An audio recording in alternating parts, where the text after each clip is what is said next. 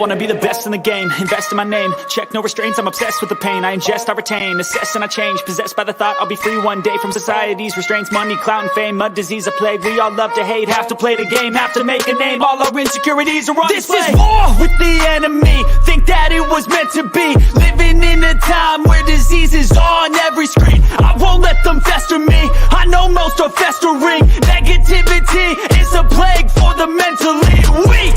No mercy, all I got is working. Never stop searching, never quench the thirsty. I'm toxic and psychotic, with this logic you can't stop it. It's been chronic since I was a boy, so neurotic and chaotic. I'm built to last with the webs I'm weaving. I could change the past with all I'm achieving. Got my foot on gas, never stop competing. If you break like glass, then this life's gonna eat 'em. Make mistakes real fast, then you learn how to beat 'em. If you take off the gas, you can see all the healing. If the pain's in the past, move on from the grieving. Put your foot on the gas, no, never stop competing, yeah. I've been doing this, I'm on it, I just wanna be iconic.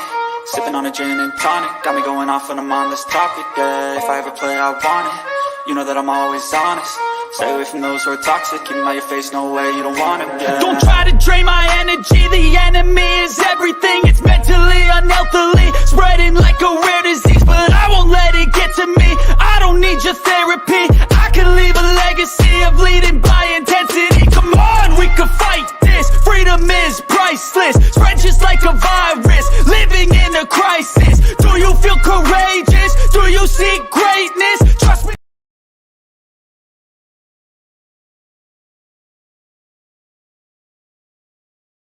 Yo, what is good? I am AK Eagles, and welcome to episode 3 of the Gridiron Gazette.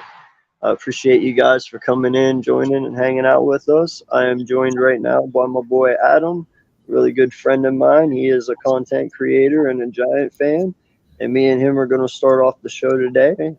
Further AM will be joining us here shortly, and we'll have some topics to go over. But for right now, we're just going to chill out, hang out, and just talk some quarterback talk, because my boy here is a little saucy, and I'm always down and interested to hear what he has to say. And so I'm going to turn it over to you, man, and let you spit some of your knowledge. Well, thank you for having me on there, AK. Quarterbacks are the most intriguing position in the NFL. They're the most prized position in all of sports, and they're most scrutinized position in all of sports. And, well, I'm a New York Giant fan, and I think the most polarizing player in the NFL right now is Daniel Jones.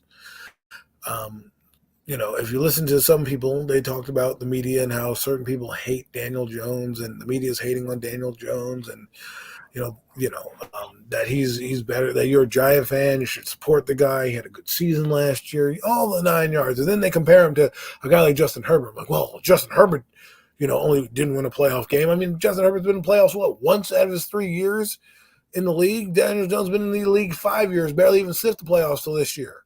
So, yeah, he won one playoff game. Okay, great.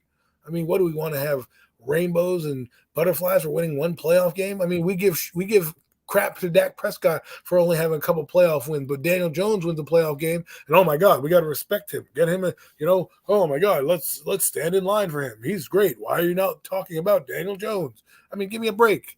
This is what I don't understand is when people tell me and sit there and say, well, you should like the player, you're just a hater, and this, that, and the other thing. I'm not a hater. I'm telling you how I feel about a player, and if anybody tells you when you're on a team that you have to like a player because they're on your team, it's absolutely bullshit. Okay, you don't have to like a player on your team. You don't. That's the whole point. I mean, case in point for the Giants, right? Everyone wants to be kumbaya and rainbows. Unless, Dave Gettleman. People hated Dave Gettleman last year, or whenever he was the GM a couple years ago, right? No Giant fan was just like, Giant fans were like, oh, let's say kumbaya, we like him, he's on the team. No, he didn't. Kadarius Toney, everybody hated Kadarius Toney, even though he turned out to be a bad guy. Evan Ingram, the guy didn't do anything but drop balls and was inconsistent, but we ran him out the building. People hated him. But see, the problem is when the narrative fits a certain way of thinking, then the other side is wrong. It has to be wrong. Oh, you don't like Daniel Jones? You're a hater. No. There are certain flaws to his game. You can't sit there and tell me that Justin Herbert, who is breaking records, not my words, the words of everybody on all the sports national media, right? Guy has gotten to 14,000 yards. The only guy who's gotten to 14,000 yards in his career faster than him, or he actually beat, was Andrew Luck.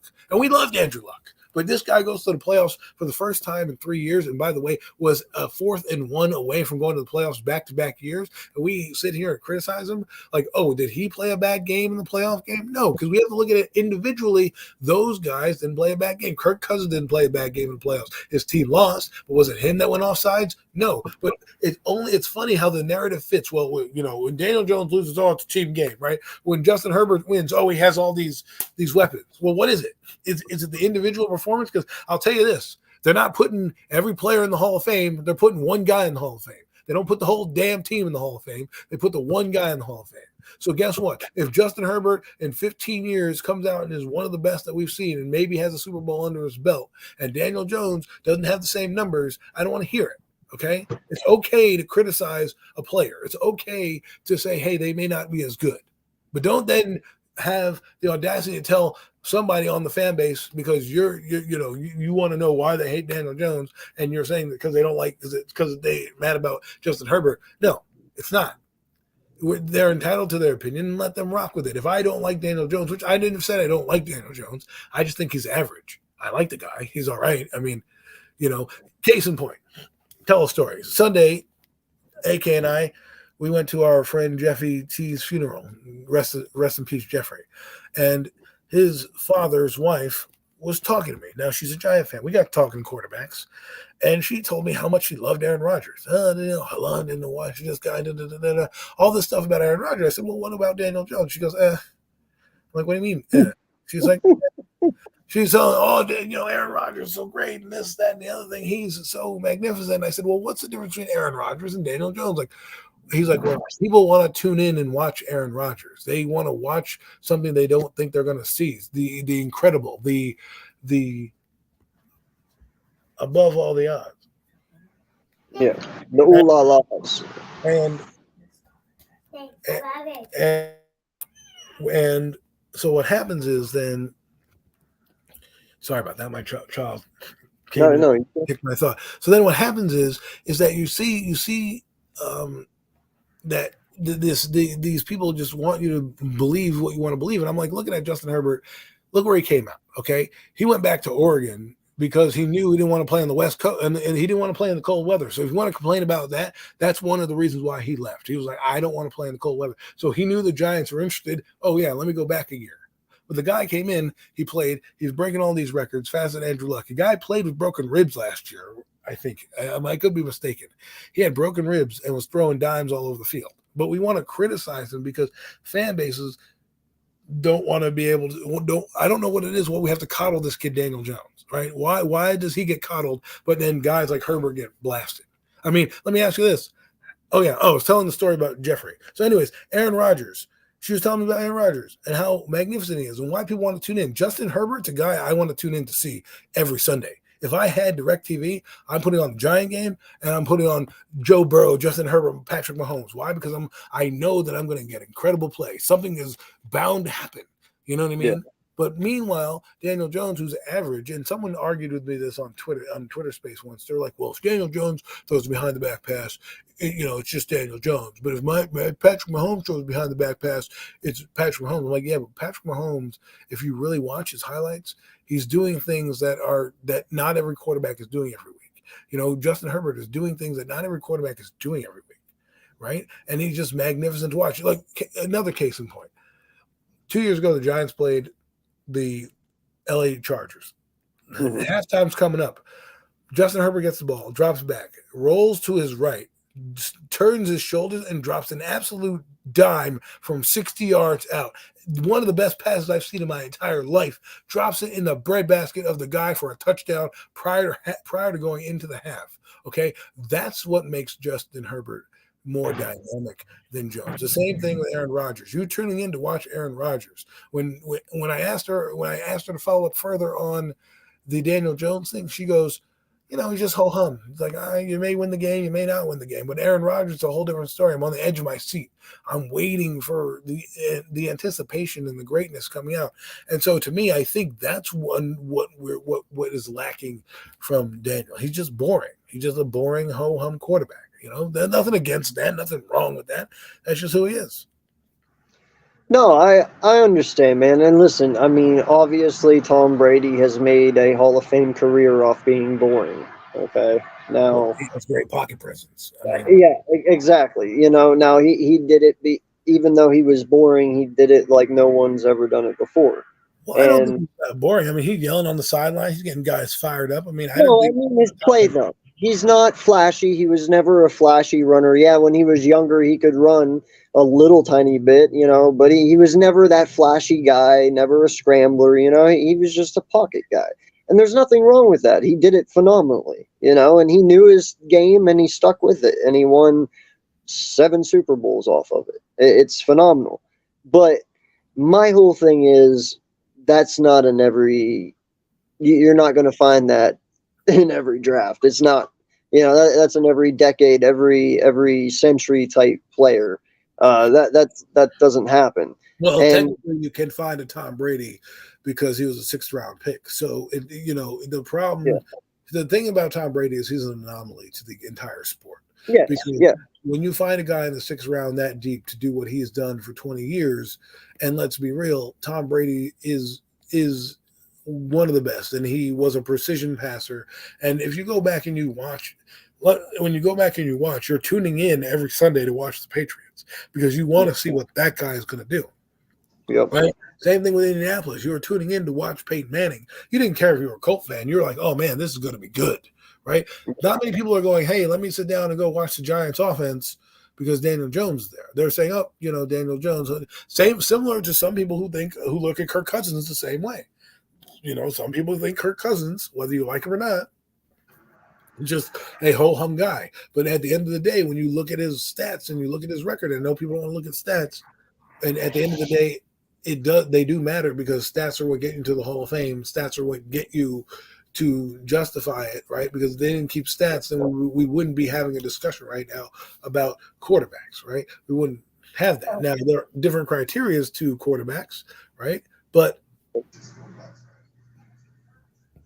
no, listen, man. Like, for instance, I will say this, and this is from an Eagle fan to a Giant fan, and this is truly, honestly, how I feel. I love the fact that y'all kept DJ. You're only helping us. In my opinion, the longer you keep him, the better success my team will have. And I feel the same way about the Cowboys with Dak. Go ahead, keep Dak around. We're only benefiting from it. I'm not threatened by DJ one bit. I never feel threatened by him. But do you think his season was great last year? Fuck no. Listen, Okay. man, I have told you this from the get-go. All right? You got a guy who has only reached 22 touchdowns one time in his fucking career, and that was his rookie season. His second year, he had 11. His third year, he had 12. And last year, he had 15. He doesn't have the talent. He doesn't have this. He doesn't have that. Bro, listen, you know how much I hate Carson Wentz. I used to love him, but at the end of his career, I was at that point where I was like, you know what? Fuck that guy. And I'll tell you what. In 2020, Carson Wentz literally had no one. He was playing football with backup fucking wide receivers. You remember that year. Greg Ward was our best wide receiver in 2020. And I believe Carson Wentz threw for over 4,000 yards, and none of his wide receivers had over 500 yards.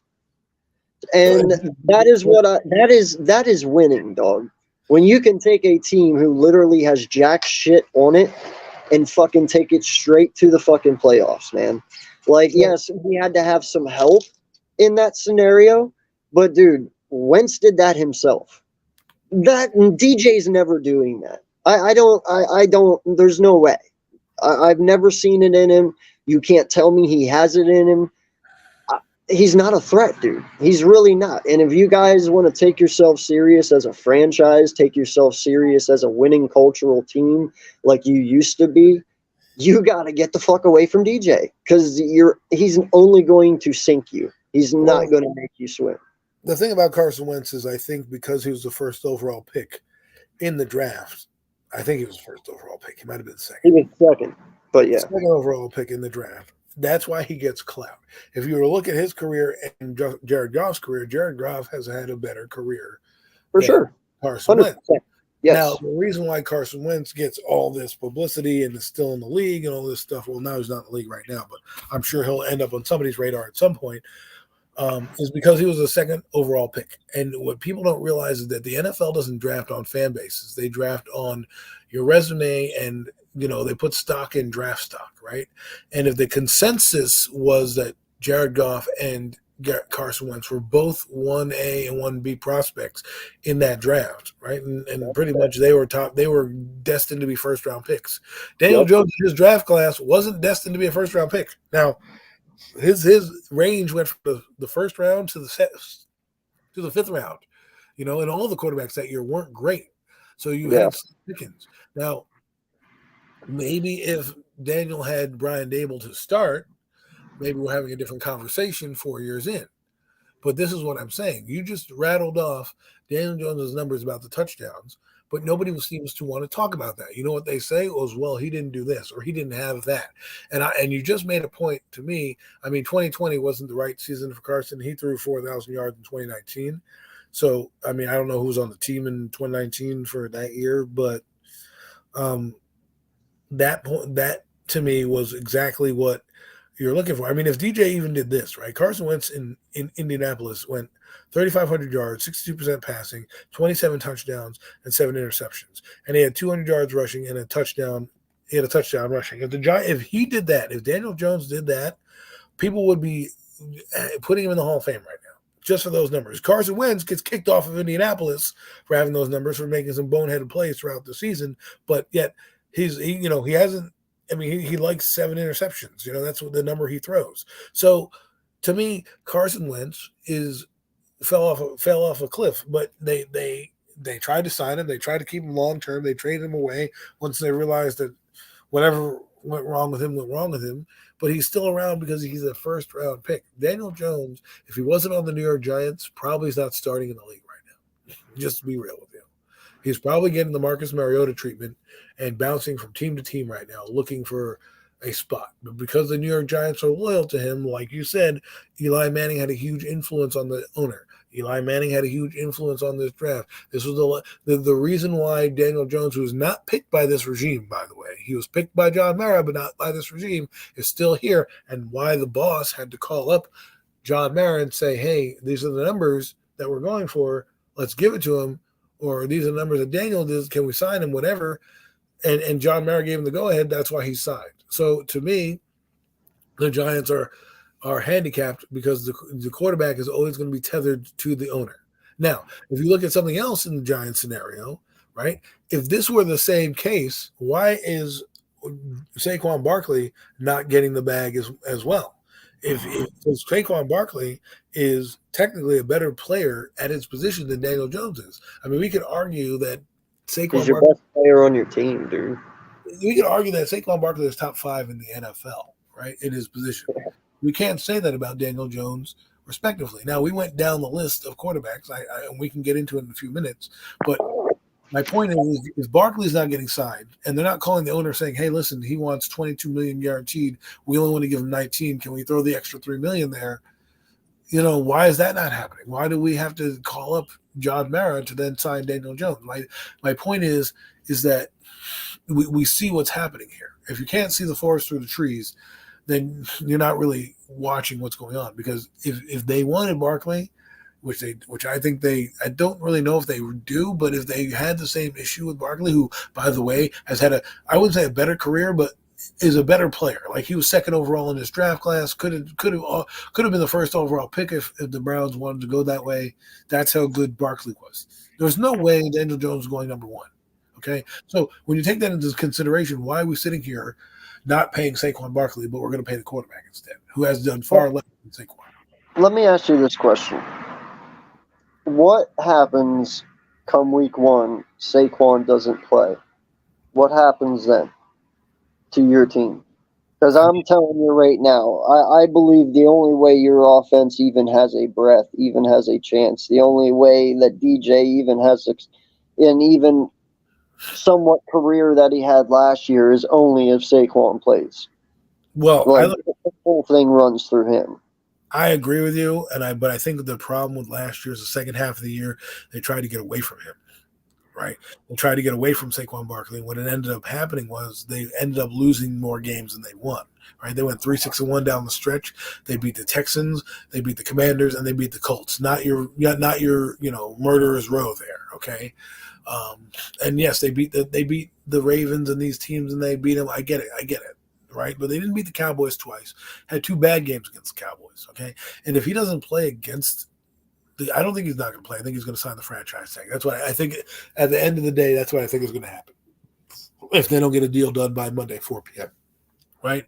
I think Barkley's going to end up signing the tag because he wants two franchise tags worth of money. If he gets franchised twice, he gets $22 million. The Giants want to give him $19 million guaranteed.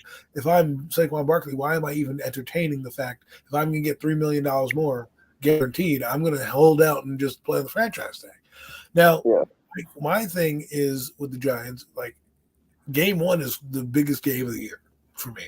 Not against the Saints or the Eagles, because people are telling me like, oh, the Eagles are going to lie down for the Giants at week one or week whenever. I'm like, no, they may not. They may not lie down for the Giants. Definitely not Christmas Day. That's still in the thick of the playoff race. You could be fighting for the number one seed at that point or number two seed, whatever. So the fact is, game one, the Giants need to come out and win, and Daniel Jones needs to make the statement. Make the statement that you have arrived, because the Giants still haven't won a primetime game with Daniel Jones as starting quarterback. They still haven't won a real major game outside of the playoff game. Which fine, you want to call the playoff game a great win? I think it was good, but the game the following week, he looked atrocious the following week. But nobody wants to talk about that game against the Eagles. He looked absolutely atrocious. And guess who we played this year twice? The Eagles, who have had our number. You think they're going to come in and look at the Giants and be like, we can't mop the floor with these guys? You haven't done anything to upgrade the offensive line. Okay, we lost John Feliciano. He's not that great. We bring in a rookie center and expect him to guard the likes of DeMarcus Lawrence's and Micah Parsons, Jonathan Hankins, Fletcher Cox, Jordan Davis. I'm expecting him to be that good up the middle. Like, that's what I'm saying. So, and not to mention, I know people don't want to talk about this, but I listened to a podcast recently, and it was Daniel Jones talking to like the Giants beat guy. And the Giants beat guy goes, "Hey man, looks like you're changing up the offense a bit. You're going to go deep downfield. You're not really a deep downfield guy. You're kind of a conservative guy. How do you like the offense?" Instead of saying, "Oh, it's great, I'm going to throw down. I can't wait to throw this," he was like, "Well, you got to take your chances when they're there, and kind of, be smart with the football." I'm like, what kind of answer is that? I'm saying that to me looks like a guy who's reluctant to throw downfield and just wants to keep in his comfort zone and is going to take shots when they're there as opposed to just letting it rip, And I don't believe. Sometimes you just got to be a Big Ben dude and just, but that's one thing I actually gave a shit ton of respect for Big Ben for, was he was definitely one of those quarterbacks who, dude, he didn't give a fuck how many interceptions he threw. He threw them. And you know what? He trusted his wide receivers to go get them. Now, sometimes he lost, but a lot of times he won. But you don't take chances unless you take them, Right, and you look at these guys. I'm watching that quarterbacks thing on NFL Netflix. Excuse me, Netflix. Yeah. It's called Quarterback, right? And it documents. I'm not going to give too much away, but it documents three guys: Mahomes, Kirk Cousins, and Marcus Mariota. But for this exercise, I'm going to look at Kirk Cousins. And when you look at the inside of what, when they get inside behind the scenes, and you look at this guy plays well for a team that doesn't get publicity, that had no defense last year, and they went 11 and they won 13 games, right? His coach didn't get Coach of the Year, but the Giants coach got Coach of the Year, right? So, but he wasn't even nominated. He wasn't even on the thing. The guy took the Vikings from a losing record of 8-8 to winning 13 games in a playoff berth and winning the NFC North. He doesn't even get Coach of the Year. And so, and my point is that the quarterback, I think, narrative is so maligned, right? Like for me, like Daniel Jones, everyone's like, oh, the media's turning on him. Who cares? Like the media blew him all last year when he was doing average ass quarterback play. You know what I'm saying? Average ass quarterback play. We would look at that, and if Daniel Jones is on another team throwing 15 touchdowns, oh my God, Giant fans would laugh him off the building. But because he's on our team, we're saying, oh, well, 15 touchdowns is great. And if he gets this, he's going to do more. I'm like, well, I talked to a Cowboy fan. He's like, I don't think Daniel's going to get that much better. He's like, I think you're at what I think you got. I think you're going to get this, what you're going to get with him. Kind of a, hate to say the Yeah, well, you know what? He can't say shit either because he's got the same fucking issue. They just got what they just got. That's all. that guy at least throws for 4,900 yards, right, in a season. You know that he's going to throw all over the yard. You know the Cowboys' offense is going to be dynamic. They're going to put up points. Those are things you may not like Dak Prescott for whatever reason, but those are the facts that are coming to you, right? He's going to throw deep. They're going to be all over the field. The Cowboys' offense we're dropping 40 burgers on teams. Here and there, playing teams. 1 minute they're throwing 40, they have 50. I think they had one of the highest scoring games this year in the NFL, right? Meanwhile, Daniel Jones, who hasn't been a passer or gunslinger, is now all of a sudden going to be a gunslinger. Well, guess what? You know what that means? You're going to put the ball in harm's way a little bit more. You're going to put the ball in harm's way. There's going to be guys who are going to intercept it. You may get more tips coming to you. You may go get off the field on third down, right? And if teams play you, right, your name is Vanilla Vic now, and you had 700 yards rushing, and people are talking about your legs. I don't think people are going to say, well, let's let Daniel Jones beat us with his legs. They're going to say, let's stop Saquon Barkley, let's cover Darren Waller, and let's prove that Daniel Jones can beat us from the pocket. Yeah. No, I understand, man. And trust me, with my two corners, I'm not worried. Let them throw. Yeah, but nobody that's established. I mean, I like Paris Campbell and all, and he's going to be a good receiver. But we're not talking about like a Terry McLaurin here. We're bringing in a guy who was a cast off from Indianapolis. Who, don't get me wrong, I like and I'm excited about. I'm excited to see him. And Jalen Hyatt, who I actually have a lot of upside on this guy because I think he's an underrated receiver. Let's see if Daniel can get him the ball. I mean, I'm telling you, they have Stephon Gilmore and they have Xavier Woods playing, right? Next year. That Cowboy defense was top 5. They're going to come in here looking at their upgrades that they made and the Giants' lack of upgrades outside of one on the offense, right? Nobody's proven on the wide receiver core still to this day. They're better on paper, but let's be real, they haven't done much to scare anybody. So now you're gonna think the Cowboys are going to come in here and be like, let's take out Waller and Barkley and then let Daniel beat us. I mean, they put a spy on him last year. I forget who the safety was, and it took Daniel out of the game. It didn't do anything. They couldn't throw the ball downfield. He was getting sacked left and right. He was getting hit every play. Yep. I mean, they come out 13 points against the Cowboys, and Cowboys beat us 28-13, and Daniel has the stat line of, 1 touchdown rushing, 1 touchdown passing, and they throw in 160 yards, and I hear all week of how great Daniel Jones is. I'm gonna lose it. Well, listen, let's turn the table a little bit because I'm tired of talking about bums. I want to know who's your breakout quarterback this year? Who's your guy that's going to be the one to take that next step? I'm intrigued to see where Kenny Pickett goes, how he evolves. Because there were some games last year where he was exciting, very dynamic in his limited play. And there was upside and potential there. There was a game I was watching where he threw a dart to the sideline. And I was just told my friend, I'm like, man, that was an amazing play he just made. And it was like one of those things where Pittsburgh is not going to miss a beat with Kenny Pickett as their starting quarterback. And that's a guy I'm looking to see how he evolves in that next level of quarterback play. And then another guy that I'm looking. Well, another guy I would like to see actually get a Lombardi. I mean, I think Herbert's going to be good, but Burrow, I would like to see him get more airtime. I think he's not getting enough credit. I mean, I know he is a good player, but last year some people told me that Burrow was a fluke and he wasn't going to do it again, and that team went back to the playoffs. So, I want to see if he can keep that going with the Bengals team. He deserves it. Going down the list of quarterbacks, I'm intrigued to see what Russell Wilson does, with Sean Payton at the helm. I think Sean Payton coming in is going to revitalize Russell Wilson. I wouldn't be surprised if Russell has a Russell Wilson type season next year, where he's throwing close to 4,000 yards and, close to 30 touchdowns, and Denver's in the playoff mix, And the last thing I will say is I want to see how the Aaron Rodgers thing plays out with the New York Jets, because they could be really, really good, or it could be really, really terrible. Well, I'm going to give you my one and only pick, and the only reason that I'm even giving him it is because of his head coach, and he is a phenomenal talent. I'm going with Trevor Lawrence, man. I think Trevor Lawrence is going to be in the MVP race this year, and I only say that because Doug is a phenomenal play caller, dude. He had a great year last year.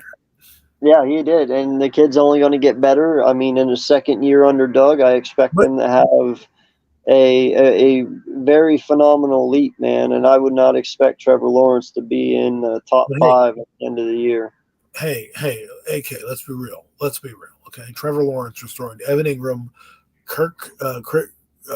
Christian Kirk. Yep. He was throwing to these Hall of Fame guys. Jones Jr., I think, was the second. It can't be because Trevor Lawrence is a good quarterback. It has to be because those guys are really what's helping him. It can't be the fact that Trevor Lawrence might actually be a solid player in the game, who, by the way, had an absolutely atrocious first playoff game. Okay? And let's be honest, his second playoff game wasn't that much better either. All right? That don't mean nothing to me, though, man. I mean, no. Hold on. I'm getting somewhere. But the guy that played on the other side in L.A., who played against him, had a pretty good game. And even during the announcing of the game, they say Justin Herbert is playing a phenomenal game this year, this game. So my point is that you got to listen to what's going on. You got to listen to what's being said sometimes and take some with a grain of salt, right? And Trevor Lawrence, who threw 5 interceptions in that game, and they should not have lost. The Chargers should not have lost that. Statistically, the Chargers should not have lost that game. Statistics show that if you throw over 3 turnovers in any game, you're more than likely losing that football game. The fact that he threw 5 turnovers and they won, and he didn't even play that good. It's not like he played well. I mean, he had a phenomenal season, but it's not like he played lights out. He kept them in the game. Now, I like Trevor Lawrence. I think MVP is going to be crazy. If he's an MVP candidate, that team is going to be in the Super Bowl race. Well, listen, man. I mean, no lie, towards the end of the season, they have 5. I'm not saying he's going to be at the top. I'm just saying he's going to be talked about.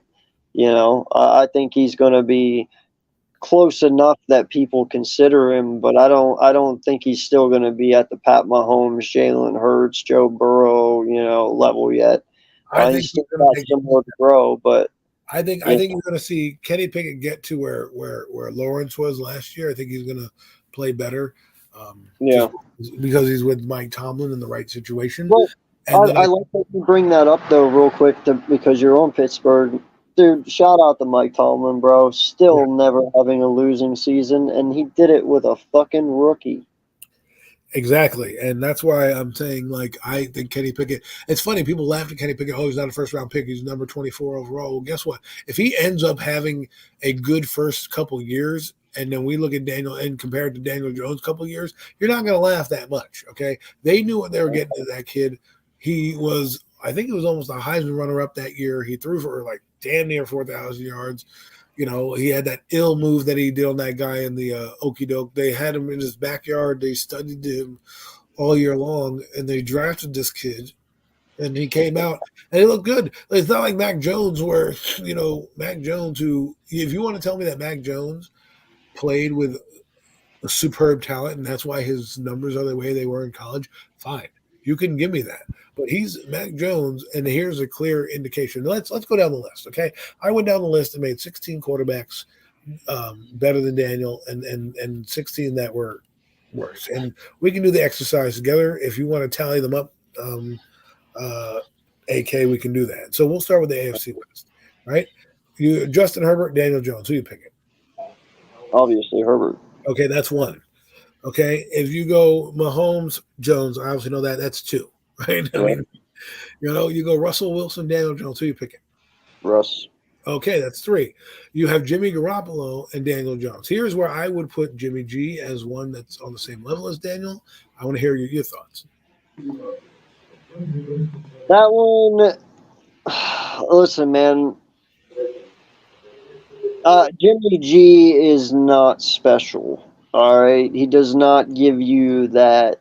When you look at him, is he a phenomenal quarterback? No, but the fact is, he did get San Francisco to 4 NFC Championship games. That is something DJ has never done. Now, granted, he has had help defensively. He has had the weapons offensively. But we've talked about it. Just because you get a quarterback doesn't mean you're going to succeed. So You at know the end what of I the mean? day, So, are you taking him over Daniel? Is the question. yes.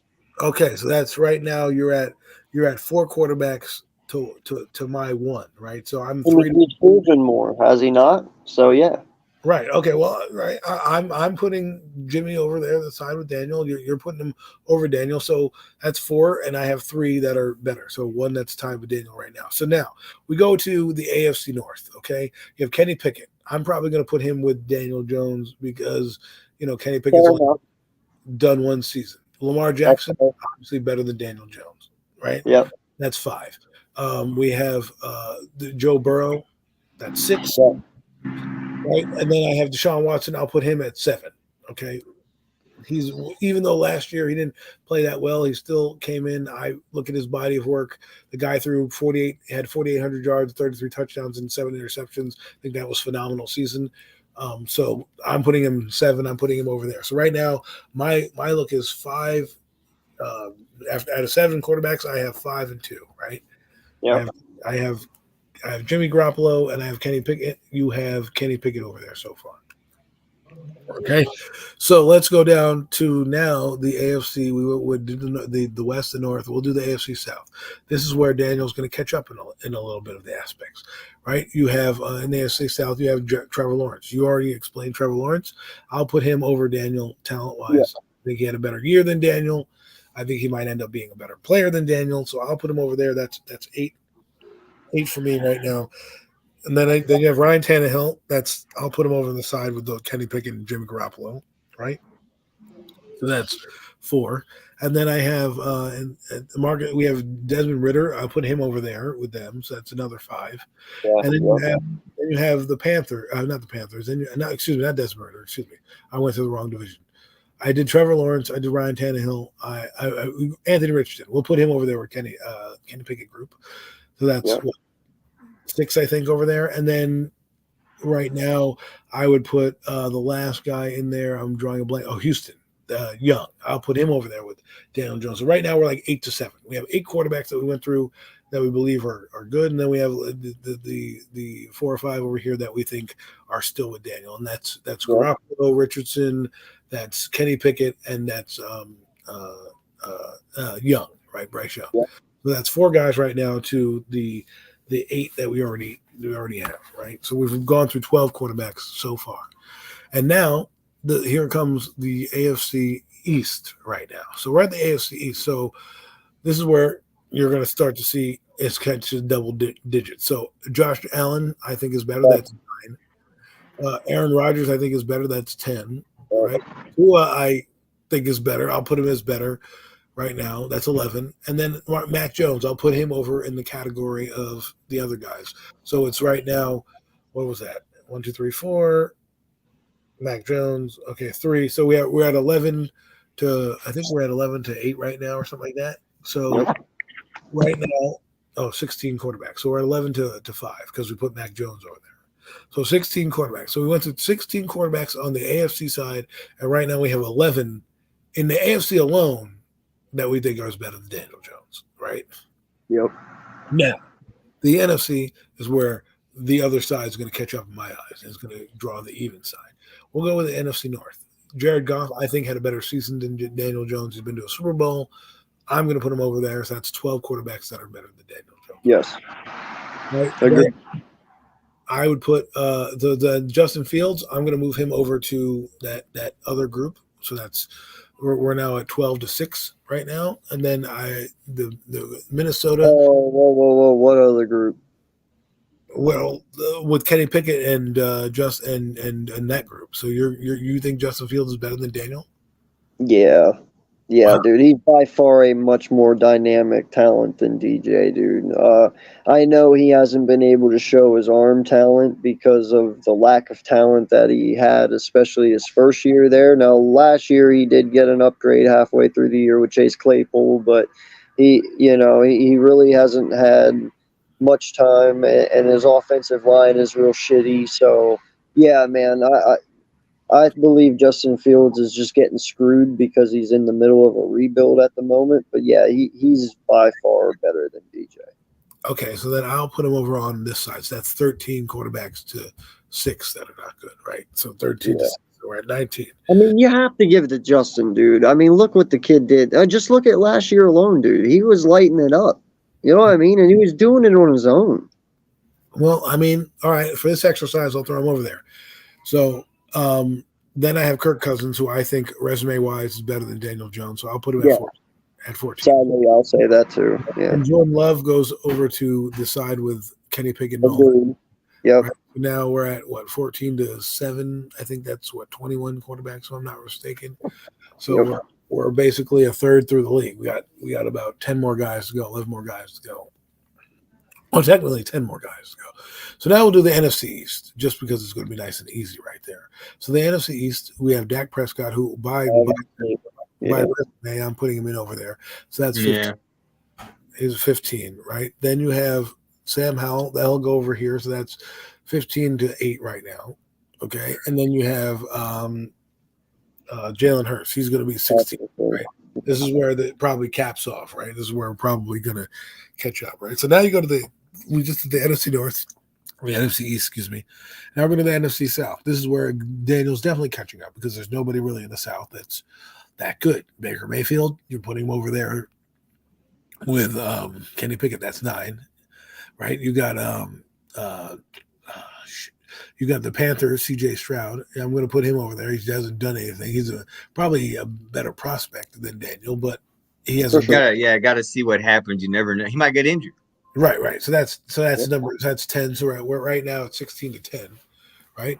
And then you have Desmond Ridder. I'll put him over again with Daniel. No, that's 11 quarterbacks, right? And then we have we did Tampa Bay, we did Atlanta, we did who was that? The Panthers, and then the last team, New Orleans. I'll put Derek Carr over Daniel Jones. So that's 18 quarterbacks. 18-11 right now, right? So now we haven't even gotten to the NFC. We've done the NFC North, the NFC East, the NFC South. We haven't done the NFC West yet. And there's, again, a couple quarterbacks over there that'll kind of bring this up. So now we're 18-11 over here. So, hey, and real quick, too, just on this list before you end with these last 4, at least 8 of those prospects with DJ are fucking rookies. Right. They're young players, second-year guys. So that could easily change by next year. It just all depends. Right. So now these last 4 guys, we don't think Brock Purdy. I'll put Brock Purdy over there. He's done more than he has in a playoff. He won a playoff game. Ooh, like Daniel Jones has. But I still think, I'll put him over there because he hasn't done much. He's a rookie. Yeah, I need to see if he's a one-hit wonder or not. Right. That's 12. Yeah. That's 12-18 right now. I think my numbers might be slightly off. Then we have Geno Smith. Now, I don't know per se if he's better than Daniel, but he had a better year than Daniel. This is where I kind of get This is a one-hit wonder as well to me. I got to see it another year. We'll see what he is this year. If he can do what he did last year, then yeah, I'll put Geno over DJ. Okay, so then I'm gonna put 13. So 13. That's fair enough. I can agree with that. So then the next quarterback over there in the West is let me just go through the teams real quick. I'm sorry. I'm drawing a blank. Oh, Kyler Murray. Do I think Kyler Murray is better than Daniel Jones? He's had a better career so far, but he's kind of in the middle. I'll put him on the Daniel Jones side, but I do believe he's slightly better than him. So, but I'll put him on the side of, with the other guy. So we're at 14 to 18 right now, right? Yeah. So, well, technically 14 to 13 because 18 to 13 because it would be 32 if we already did that. So the last team in the West is Matthew Stafford, right? So he's not. Yeah. No, that's 19. so Sorry. 19 to 13. So there are 13 quarterbacks that we think are better. Well, 19 to 14 if you count Daniel Jones. We think that there are 13 quarterbacks that are worse or on the same level as Daniel. We think 19 quarterbacks in the league are better than Daniel. And that's what With 8 of those 14 being prospects for next year. Right, with a majority of those guys being rookies coming out, right? Anthony Richardson, Stroud, Young and all that. So, and then you have Kenny Pickett and guys like that who could send to it. Now, I wouldn't have put Justin Fields over there, so that's where I would have made it like 18 to 14 at that point. That's fair enough. That's a mixed emotion. I know there's some people out there, who feel the way you do, and trust me, I do feel like I need to see a shit ton more from Justin Fields. Like he can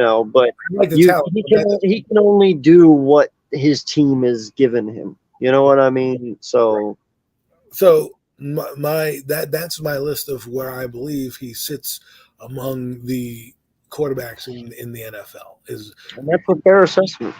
And that's like he's like, in between the 15, 16, 17, 18, 19 range, like right there. I think there are 19 guys I think there are about 18 guys that are better than him legitimately if you count their careers, not just like, last year, because I'm not counting Daniel Jones last year as anything spectacular.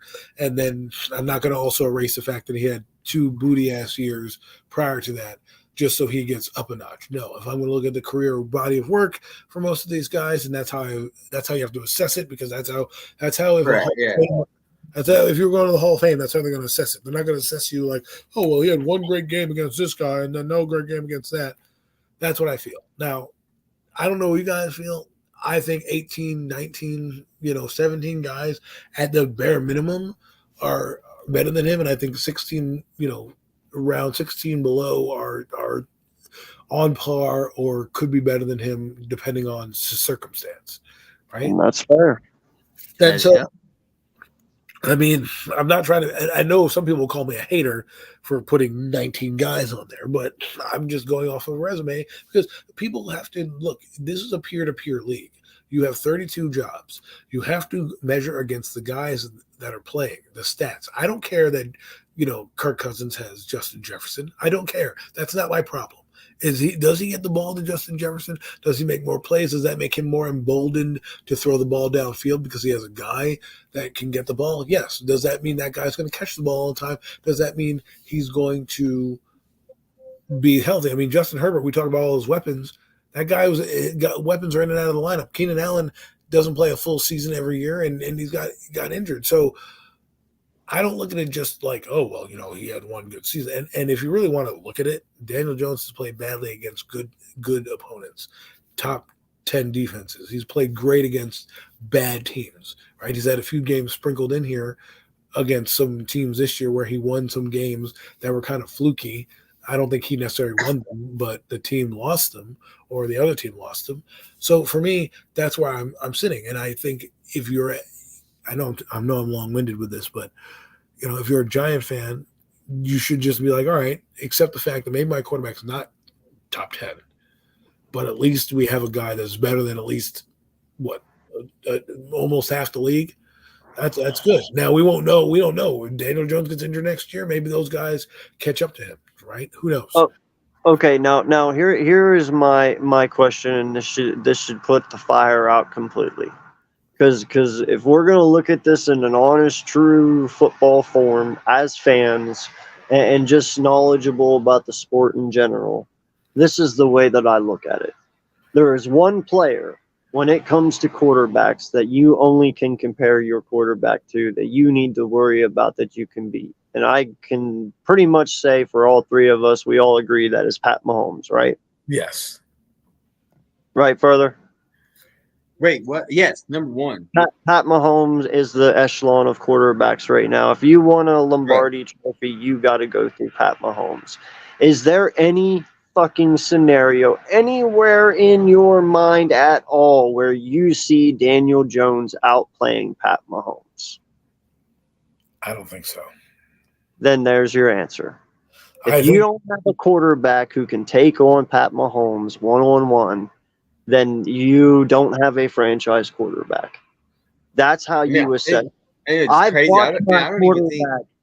I have watched my quarterback outplay Pat Mahomes last year. It's not fucking easy. Okay. Well, he was Why- injured though. I want a fair game this season. We'll find that one out because he Ah. was badly injured. there he is. And I agree with that. But here's the thing: when you look at Justin Herbert, do you see? Can you see a scenario where he can outplay Pat? I do. Oh, absolutely. But I've also I seen see it on the with same. Burrow. Herbert got injured in the beginning of the year. Yeah, Same but that's what I'm saying. Tua There's got certain, injured. and that's what I'm saying. There's certain Jalen guys Hurts that you got look injured. at, and you can just tell, and you can see by the way they play that they can hang with the best. And there's only a very few of them. DJ's not one of those guys, man. I don't see any crystal ball anywhere in the United States that I can walk up to and it can show me an alternate universe where DJ's holding a Lombardi over beating Pat Mahomes. I don't see it. And, They could still win the game, I think, though. It's still possible. Anything can happen. I don't think that it's going to be like MVP Daniel Jones wins the Super Bowl for them, but they'd still have a chance. I mean, the Giants did beat the Patriots twice in the Super Bowl, and they were underdogs both times. no, we had Eli Manning, bro. Like, we had a guy who we knew could take us downfield in 2 minutes, Well, now you got to find out if Daniel Jones is that guy that's going to be able to take you downfield. He's somewhat showing it. Now, can he maintain and go further with it? Now, real quick, can I ask, just because I'm enthused by that comment, what do you mean by he semi-showed it? Is it only because he got to a playoff game? You talking to me? You talking? Yeah, I'm talking to you further. Oh, okay. Well, yeah, and the team wasn't that. I mean, they didn't really have top name players on that team like the Philadelphia Eagles, and they still got to the playoffs. They still won that game. They stopped in Philadelphia. But if things turn around this season, let's just say hypothetically that instead of the Cowboys, somehow it would be like the Giants and the Eagles this season. And then the Giants get a home field advantage from it on whoever hypothetically they play in the postseason. Maybe they get home field advantage. The Giants do have a possibility. And then they would have to go through MetLife. MetLife's a hard stadium to get a victory, and you know that the Giants always do have a home field advantage. What if I told you further that Daniel Jones has never hit 20 touchdowns in his career except for one time, and that was his freshman year. The second year he had 11, third year at 12, and last year he only had 15. 15, right? You can't win a Super Bowl with 15 touchdowns, dog. No, but they got a good tight end this season that hopefully is going to bring in 5 more to add to that, so he'll get 20. I think. I mean, their 2 tight end from the Raiders is going to be balling, and that was a huge key factor. I told even last year, especially you, Adam, and Jeff, and Coach, and all the Giants fans. Y'all's key piece was shifting too much around tight ends and not having a tight end that sticks around for more than 3 years. Well, I think you're right, because I think what they did was they tried to build it around Evan Ingram, because if you look at what Evan Ingram's doing with the Jacksonville Jaguars, the Giants want to do exactly the same thing, make him like the number one. and build everything around it, right? I mean, the Jaguars have him as the number one, then they have the Christian Kirk to go over the top, and then they have Travis Etienne at the backfield. The Giants want to do the same thing. I don't think the reason why the Giants don't have a number one receiver is because they decided to go with the number one option, not necessarily number one receiver. They wanted to go with an option being the tight end. So Darren Waller is going to be the number one option when Daniel Jones drops back. He's going to be one, and then everybody else will be 2, 3, 4, 5, etc. My concern right now is when you open the Giants dink and dunked last year. Okay, and that is hard to win in any football game, especially in this era of football where it's such a track meet, where you need to score quickly. That going dink and dunk, they did do a lot of drives. I'll give them that, but they took what the defense gave them. Now, if you're going to play aggressively and do what a lot of these teams do with the Mahomes of the world and the Burrows of the world, and that's basically put it on the right arm of your quarterback to say, hey, listen, go out there and make plays and just be the baller that we think you're going to be. That's where I think the Giants are going to run into some trouble, is where I think, once you get Daniel out of his comfort zone, you're going to have, fumbles and turnovers and things like that. If he can stay on time, because last year he was averaging 168 yards a game last year, and that's worse than what he was on pace for his entire career. His entire career prior to that, he was averaging 220 yards a game. After last year, he's averaging 212 yards a game, and he doesn't even get a touchdown a game. Okay, and so my point is, if you look at across the league at the quarterbacks that we deem at least top 15, if not top 10, top 5, what are they doing? They're making us on the edge of our seat make plays, and they get there. Now, can I blame guys like Joe? Am I blaming Joe Burrow for not beating Patrick Mahomes? I mean, they took that guy to the wire last year, right? They took that team to the wire last year in the championship game. But am I blaming Joe Burrow for not punching into the Super Bowl again? No.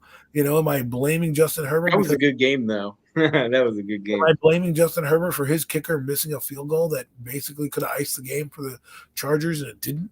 I can't. But did both Burrow and Herbert have good playoff series and games? Yes. They did. Did Trevor Lawrence? No. Trevor Lawrence had a horrible playoffs. Yeah.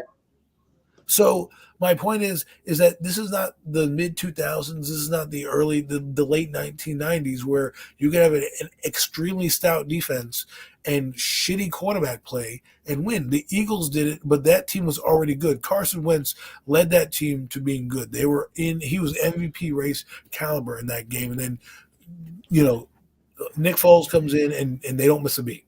Right, but you're not going to see Nick Foles again. That's once every 10 years. I mean, the last time that happened was Brad Johnson in 2002, where a guy who was basically a backup quarterback won you a Super Bowl.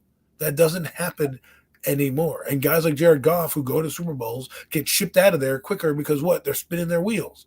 I mean, the Rams went to the playoffs the following year. They didn't go to the Super Bowl. They lost. Then they get fucking Matthew Stafford, and all of a sudden they become a Super Bowl champion. I mean, come on. Brad Johnson for the Hall of Fame. But Nick Foles wasn't honored because we had him start to replace Michael Vick with Chip Kelly. So he already had experience with the Philadelphia Eagles. And then I think also a big factor with that was offensive coordinator Frank Wright. That guy, right. I don't know about his coaching, being head coach, but he dominated as offensive coordinator. It's a shame that he's not doing as successful as a head coach. But maybe we should go back and reconsider being an offensive coordinator. Well, look at him. That's exactly the point. He was a backup quarterback with Jim Kelly under the K-Gun offense back for the Bills. He comes in. He has the experience to tell Nick Foles, hey, listen, this is how you can go win one. I went in and played a game. Jeff Hostel came in and won a Super Bowl as a backup quarterback. It doesn't always happen. And you have to have the Holy Trinity go perfect for you to win. Like Doug Williams and the Redskins. Right. I think that was the one prior to us. Remember the Redskins one? Was it 91? Yes. With Doug and they replaced him in the playoffs, and then they won the Super Bowl. Because I remember they beat the Philadelphia Eagles they had the body bag game, and then they beat us in the playoffs, and then they went on their way and they won the Super Bowl. Well, listen, man, a lot of people sit here and they say that, like, for instance, me and Adam already had this conversation, so he'll immediately know where I'm going with this. A lot of people are looking at our offense and defensive coordinators this past offseason, us losing them as a step back for our franchise because we lost them. Now, yeah, we lost Gannon in Arizona, and we lost Steichen to Indianapolis. But here's my question. Other than a few handful of guys that we know of and can think of, please tell me what coordinators have went on and actually have been successful. I mean, if you look at everyone that Belichick has had under him, with Josh McDaniels and Matt Patricia, they both suck at head coaches. Did you say Gruden? Could you say John Gruden? No, I said there is a few couple, but I'm going over the ones that are supposed to be good. Very few. I think you have to ask the question. Like Belichick, he was a defensive coordinator, wasn't he? Defensive. Well, my point is, everyone praises Frank Wright for that Super Bowl. Frank Wright, great. Like you said, he goes to Indy. What did he do? Nothing. Matt Patricia, Josh McDaniels orchestrated 6 Super Bowls in Indy. They go off and they fucking go on their own. Josh McDaniels has failed twice and fallen flat on his face. Matt Patricia fucking sucked. How many offensive coordinators truly go on? Nathaniel Hackett, fucking shit. Well, Matt Patricia was the defensive coordinator. But it's still a coordinator. It's still a coordinator. Okay. But you went on offensive coordinator. But but still, that's what I'm saying. Well, going through the name somewhere, right? I mean, even Bill Belichick didn't fail with the Browns, but got booted from the Browns, right? He was head coach there, and then building that team, they went to the playoffs, and then they went to Baltimore. What's that other kid, the new guy that we're all looking for? I'm kind of hoping good things for him. The Miami coach that used to be at the 49ers, Mike McDaniels. Thank you. So the thing is that what you have to ask yourself is what team has lost coordinators from their team and fallen off the next year? That's the question you have to ask yourself, because coordinators are going to come and go. It's about you guys losing guys, and then will you dip? I don't think you're going to dip, because I think what you saw in the playoffs was not what you want, not the best kind of play. So I think your new defensive coordinator is going to be a little more aggressive and less zone read heavy, right? So your new offensive coordinator, let's be honest, your offensive coordinator is really Nick Sirianni. He makes most of the game plans, and then the offensive coordinator just calls the plays as he goes. It's still Nick Sirianni, still there. I mean, there were times in the playoffs where he was overriding the offensive coordinator and calling the play or taking the play in. So for me, I'm not really worried about your team in the long run. Now, if you told me Jalen Hurts was leaving, then I'd be like, all right, the Giants have a better chance at winning. Well, I'm just saying, you still have Nick Sirianni, you still have players there, you have Darius Slay, you have all these guys who've been there before. It's not like they're going to just all of a sudden fall off a cliff and be like, well, now we're going to suck. Because that's what I'm saying. Just because you lose a fucking offense or defensive coordinator, these guys aren't losing their talent because my offensive coordinator left. They're still fucking talented. They still know how to play ball. Well, you don't think Nick Sirianni is going to have a pulse on the offense? I mean, come on. He's the reason they reined it in 2001 when Jalen Hurts was struggling. He didn't say, oh, let me just keep running my offense. He looked and said, I need to change things up. Otherwise, it's not going to work for us to be successful. So, whether you like the guy or not, with his blooming flowers and everything like that, he's not. I don't think it's going to fall off to the point where you guys are going to be bad. As a matter of fact, I think it was addition by subtraction, to be honest with you, because from what I'm hearing is nobody liked the defensive coordinator to begin with, right? So if you're getting a guy now who's going to be a little bit more aggressive and change up the style a bit and play more to your strengths than your weaknesses, right now you got a decent backfield. Okay, a decent defense in general. You had 70 sacks last year. Okay, I mean that's an NFL fucking record. I mean, hell, if you get 40 sacks this year, I'm going to be impressed. You know what I mean? So it doesn't really matter to me. And what matters is the players. If you tell me that Jalen Hurts is going to sit out the year because he wants to he wants more money or some shit, obviously that's not going to happen. But if he were to do that, then I'm like, all right, the Giants have a fighter's chance at beating them. But I don't. It's funny because everyone looking at the Giant fans, and maybe this is just me that I've seen, kind of think that they're the only team that gets better in the NFL, and everybody else stays the same. And that's not that's the reason why we have free agency, so the entire NFL can get better. I mean, the Chargers have Khalil Mack on their defense and Joey Bosa, right? It's insane to think that they have those guys. Those guys aren't going away, and they're just improving their defense. So, I mean, you got to just take it with a grain of salt. I'm excited that the season's going to start, but it's put up or shut up time for Mr. DJ and the crew, because they're already starting to talk shit. Like, we can play with anybody, blah, blah, blah, blah, blah.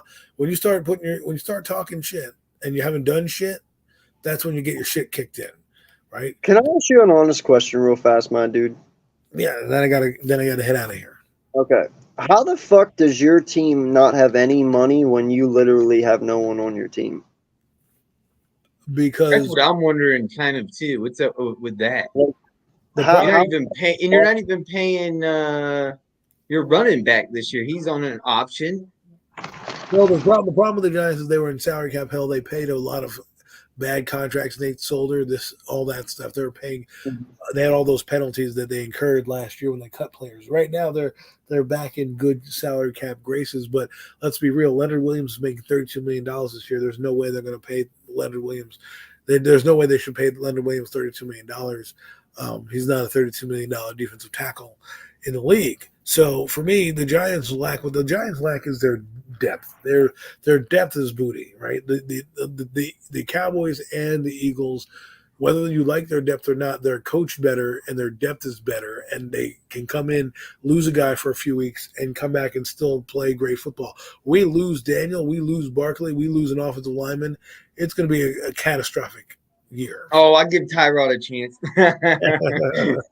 I'm a Hokies man. I'll give him a chance. Give the motherfucker a chance. I have already told this dude, if I was him, man, I guarantee you Tyrod Taylor could orchestrate your offense better than DJ. I guarantee you. The last thing I'll say before I go is that when Tyrod came into the Chicago game, he went 3 plays and he threw it downfield in the first 3 plays of his field, right? Daniel Jones was dinking and dunking for the first 7 games. So I already knew that they trusted Tyrod Taylor more, because even though he threw an interception, he went right down the field. And I also believe that's who you have to be, right? If you're a conservative player like Daniel, you're going to stay conservative. You're not going to just because the coach wants you to be aggressive doesn't mean you're going to go out there and now all of a sudden be Brett Favre out there. You're going to play within your means. So to me, I need to see his mindset change, Daniel, to say, I'm going to be a gunslinger. I'm not going to worry about the turnovers, and I'm going to play. Now, the problem when you do that is that when you do have turnovers, they're going to cost you. They're going to cost you big time. Turnovers are the worst. Right. But that's what's going to happen when you're starting to throw downfield and become more aggressive. Look what happened with the Eagle game. The Eagle game, they got down and then they had to throw the football, and it was a clusterfuck. Why? Because they couldn't do 5-yard routes because you were sitting on every route. You were baiting him into throwing 5-yard routes. You're like, all right, go throw that route. And then when they did throw that route, what were you doing? There's throws in that game against the Eagles where he should have made some throws, and he missed them completely, sailing guys over the head because you had a little pass rush. Not even the pass rush wasn't even there, and he was missing guys. Right, there wasn't even guys he was hitting. And then times where he was supposed to stand in there and make it, he's throwing the ball in the dirt or he's overthrowing guys too. So he was rattled in that Eagle game. So that's what I'm worried about, is that come a big game against the Cowboys, if he's getting knocked around a little bit, will he be able to pull together? And I can say one thing about Dan, just he can scramble though. For being he's more when I think of Daniel, I think of like a pocket quarterback, but he is able to run out of the pocket when there sees nothing open and go down the field for quite a few yards. Yeah, but that doesn't win you championships. Okay? No, it's definitely not. But it comes like this type of error, like you talk about errors of quarterbacks that you need. That's something I really do think you need in this type of error. Pocket quarterbacks they're old school. You got to have a mobile quarterback nowadays. And like you said, I don't think you have to have a mobile quarterback, because if you look at Jared Goff, you just have to have a good offensive line and he can function, right? The problem is, here's what the issue is, and you're right about the era of quarterbacks. It's because the offensive line are all sucky. So what you need is a guy that can escape from fucking danger more so than scramble, because the offensive lines aren't developing in college the same way they normally would develop with pocket passers, because the game has become a track meet. So what do you want, right? People are trying to make the game college. The reason why Jalen Hurts works right now is because he runs basically a college offense. He runs the option offense, basically.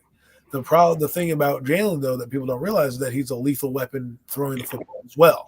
So he's not just a one-dimensional guy, or there's not one strength that's better than the other. He's a complete package.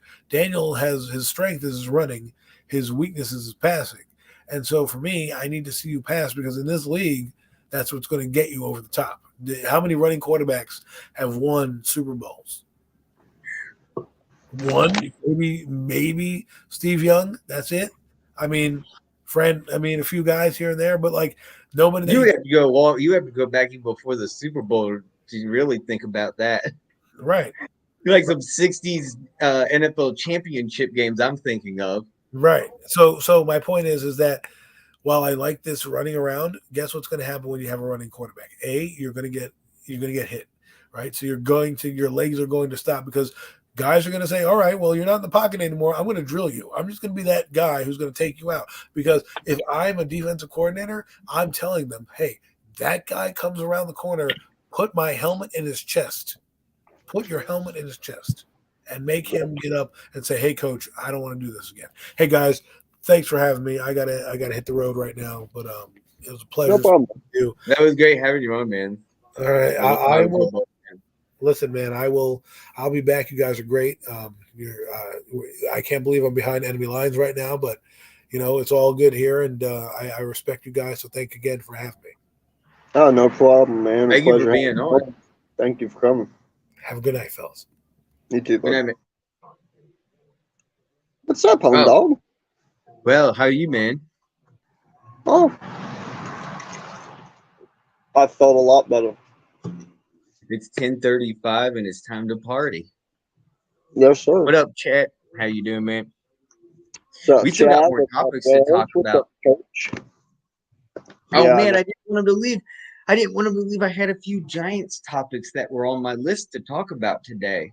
Unfortunately, Adam just left, and I forgot to put up the topic. And I'm going to post it. It'll be our first topic we'll talk about right now. Tom Coughlin is among the 6 Giants in the semifinals for the Pro Football Hall of Fame, and I think Tom Coughlin definitely deserves first ballot. What do you think? Hell yeah, man. Tom's a goat, dude. I was looking up the other list of coaches, and there are a few on there that should have been on there quite a long time ago. But man, Tom Coughlin's the biggest name on the list for sure. Dude, I was so happy when the Giants finally got rid of him. I was like, finally, man. He's not a fucking thorn in our side anymore. And then Dude, I like Tom Coughlin, though. I can't stand the Giants, but that guy, I did like Tom all the way. I thought he was one of the greatest coaches ever.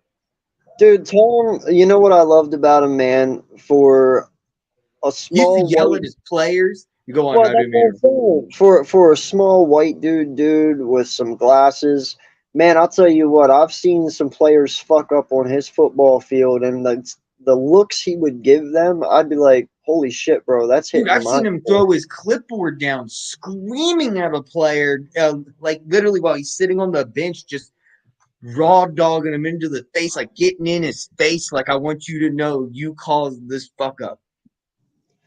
Yeah, no, man, it's he was an amazing head coach, man. I respect the hell out of Tom Coughlin, and he deserves it. Not only from a coaching standpoint, but from a manager standpoint as well. Because don't forget, he was the manager for the Jacksonville Jaguars for 2 or 3 years. He put that dynamic defense together, with Ramsey and Boye. So, yeah, man, he's done a fantastic job in the NFL, dude. So, and two Super Bowl wins against Tom Brady Patriots. Yep. Yeah, and they both had a 9-7 record going into the postseason both times those years. Not a very impressive record at all with 9-7. Got in both times, wild card, went all the way to win the Super Bowl. That, I have to say, is pretty impressive. Take your team with that kind of record going to the postseason, being literally the underdog that should have lost every single wild card game with that kind of record, and then just to automatically go to Super Bowl and then win it against Tom Brady's Patriots and be the first one to beat Tom Brady in the Super Bowl, not just once but twice, is pretty damn amazing to me. Just shout out to him. Well, dude, he was a tough ass, but I'll tell you what, he knew how to communicate with his players, and he knew how to get the best out of them. He was a player's coach. I'll be honest with you. I'm going to throw it out there. He was definitely a player's coach. Mm-hmm. He was old, but he was definitely, he loved his team. If you see his family, how big his family was when he retired. Yeah. I was there, dude. I watched it. I was on Randy's chat the whole time. I told people to come over, chat. I was there. Yeah, It no, was a fantastic podcast. yeah, no, he has a big family, dude. But yes, yeah, he has Tom Coughlin has a huge family. They were showing him down in Clearwater, Florida. I guess that's where he lived when he was going up to Jacksonville Jaguars to do coaching. He had like a house down in Clearwater or something down there in Miami area. I don't know exactly where. Man, he had such a beautiful house on the water too. I don't know where he lives Oh, yeah, now. dude, Maybe he's probably still in Florida. dude, he's not hurting. I promise you that. No, he's fine, dude. He can go. And guess what? He can go back to New York anytime, and everyone will love him. I Oh, yeah. saw fucking Tom Coughlin. I'd be like, Tom, what's up, Mr. Coughlin? He's awesome. I don't know if you remember this guy, but I do. Joe Campbell died today at the age of 68. Excuse me. He's the Raiders defensive guy that beat the Eagles in the Super Bowl. Also went another year previously with the Raiders to the Super Bowl. He's pretty much a Raiders legend, Joe Campbell. Yeah, no, that's sad, man. I didn't know he died. 68. Yeah. Damn. Just seems like everyone's dying younger these days, don't it? Yeah, I know, right? More. I feel like as life goes on, the more death I see around me. I just pray to make it to 80 these days. Shit. I don't want to make it to 80. Why I was not? looking. I was just watching. Do you remember the movie The Irishman with Joe Pesci and Robert De Niro? Yeah, And they were yes, showing Joe Pesci in prison, and he was like dying in prison. I was like, dude, God, just kill me if I ever look like that. Just give me cyanide or just put me to sleep or something. And I actually want the death penalty. Like that just looks so awful. No, man. If I can live a good life, listen. I believe that as hard as we work as human beings and shit, the least I can do is actually enjoy my retirement for a little bit. Oh yeah, but I'm just talking about where you get to the point where you're just so old you can't even like hold your shit together, like without having someone take care of you. I hope to never get to that point, man. I hope That's I can what be I'm like, saying. Whenever, like, no, dude, man, like I hope to be 105 and spry as shit. yeah, just follow. Yeah, we all wish we could die in our sleep, right? Just not wake up. This one's interesting. Jets defensive tackle Williams agrees to terms on a 4-year deal, $96 million contract to stay in New York. That's a shitload of money. He got paid. Well, Oh, Williams is really good. yeah. No, he is, man. And you know what? That's They're just gonna a need fat contract, and now they're gonna pay a Rod. Well, how man Rodgers and him? How much money do they have left? they got Oh, go on. they got a lot of rookies on offense, dude. So that's where they're That's true. saving money. A lot. And well, not rookies, but a lot of guys on their rookie deals, you know. But no, that defense is What really good. happened? Huh? Oh, I forgot halftime was there. I'm just saying, what's up Oh, halftime? no, that defense is really good. I believe they were top 5 last year, if I'm not mistaken, the Jets defense. Fact is, they just needed a really good fucking quarterback and someone that's consistent. Yeah. Kind of like how the Buccaneers were the year before Brady got there, you know? Wait, who did the Jets beat last year? That was a big shocker. It was like the beginning of the season, about mid beginning of the season, and they beat. It was like that huge upset. Was it like? My God, who was it? Was it the Bills? That's what I'm thinking. Or I want to say actually it was like the Chiefs, but I know it wasn't the Chiefs. Who was it? It was a. Usually they either beat the Bills or the Dolphins. They're the two I can think of that they usually beat. I'm But gonna look up right now. no, like, dude, they should be. Listen, I understand the acquisition of Aaron Rodgers. It was smart. I like it. I don't know if they're 100% a Super Bowl team yet. They're definitely a playoff team. I just don't know if they have what it takes to take on Kansas City yet. Yeah, they beat in the beginning of the year. Yeah, check this out. They beat the Buffalo Bills at MetLife. Mhm. And they beat, like you said, the Dolphins, but not just beat the Dolphins. They beat them 40-17. Dude, they always play good against the But then they Dolphins. got injured, and then they didn't win for the rest of the season. Like halfway through, like it's a complete 6-game losing streak. The Jets just completely because of their injuries, and that's what we're going to talk about next. Could it be the curse of the Hard Knocks? It is official. Aaron Rodgers and the New York Jets will be on the Hard Knocks 2023. I'd be more worried about Josh Allen on the Madden cover, man. Is that official? Yeah. I thought it was Jalen Hurts. No, it's not Jalen Hurts. It's Josh Allen. It's Yeah, I Josh wouldn't. Allen.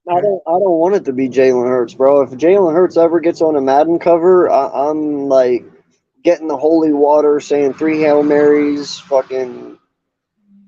I hope he never gets the Madden cover, bro. In all Why is honesty. that? You're not the only one to tell me this either. Listen, man. And I There's a few conspiracies out there. There has only been 6 players on the out of all the Madden covers that have never been injured. Only 6, and I believe there's 20 some altogether. well, Jalen And Hurts has already been injured, so not just that, but I've told you about the Campbell Soup commercial. yeah, you did tell me about Everyone that. that's been in the Campbell Soup commercial has either been injured or fired. So McNabb. no, there's a bunch, man. Well, yeah, you had Sean McVay when he did the Campbell Soup. He had a down year. Yeah, that's true. Dak did it, and he lost. Yeah, it's basically you're just taking them away and making them focus on working on acting and being in a commercial instead of working and putting their head on the playbook and studying it like being in the library. Well, no, I never want Jalen to get the Madden cover, bro. But I'll be interested to see how Josh Allen turns out this year. That's fine. Hey, dude, I'm actually I'm wondering why, if I should get Madden or not this season, dude. I'm really thinking about it. Well, they say the same shit every year. My question is, though, is this one actually going to be cross play? Where if I'm on the PC, can I play you on the Xbox? That's what I hear. Now, whether or not they actually Finally. do remains to be seen. Okay, well, wait. If that's the case, then that's definitely going to be. I'm getting that for my birthday. Yeah, no. For sure. If it does, I would open up a shit ton of things, man, because I could actually play with friends of mine that have PlayStation. Dude, are you kidding me? I would get on Twitch right now with you and do what we're doing right now, but playing the game. Oh yeah. That would No, be something. Do you have the PlayStation camera? I have an Xbox, dude. Does that have do you have the camera thing for it or whatever? Yeah. Oh, really? What is Yeah. how much is that? Well, I just got a webcam, just a USB camera, and I just hook it up. And you to can my connect it. You can just connect it to your Xbox. Mhm. That's it. Yeah. Oh. Mhm. You don't even use a capture card, do you? You just go straight on and log in and. I have a capture card, but my capture card I only use when I'm streaming because I use it to capture my audio while I'm playing. Yeah. When you were on Twitch, so you do use a capture card.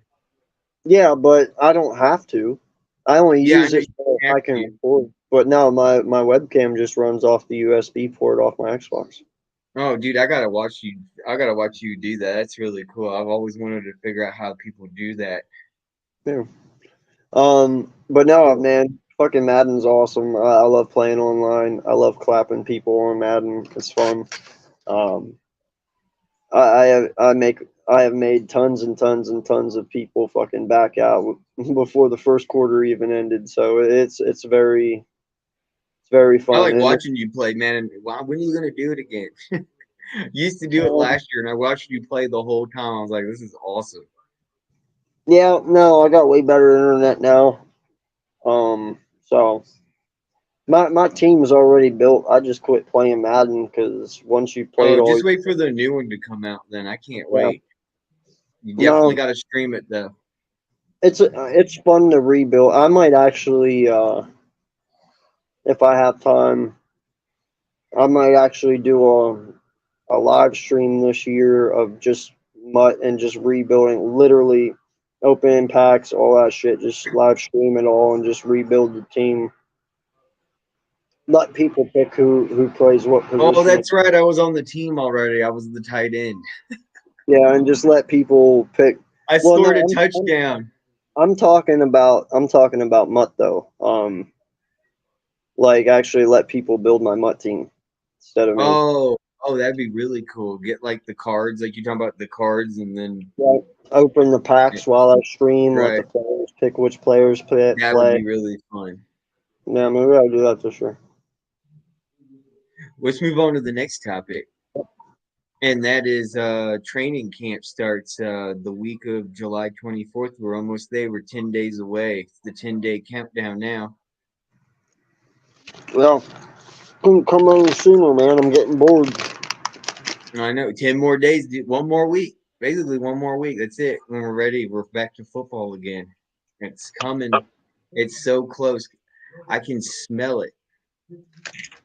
Smell the Philadelphia Eagles tailgate right now. I smell pretzels and beer and people making Philly cheesesteaks.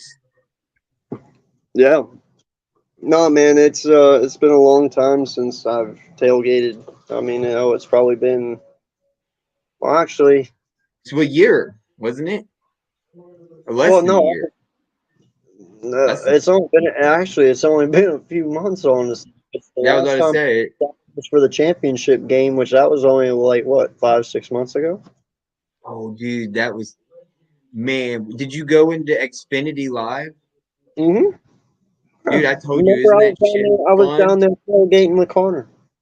I told you, wasn't that shit fun, dude? And then you went during the NFC Championship game, and now you can tell people about going to the NFC Championship game. Yeah, no, Dude, that there's shit was nothing fun. like it.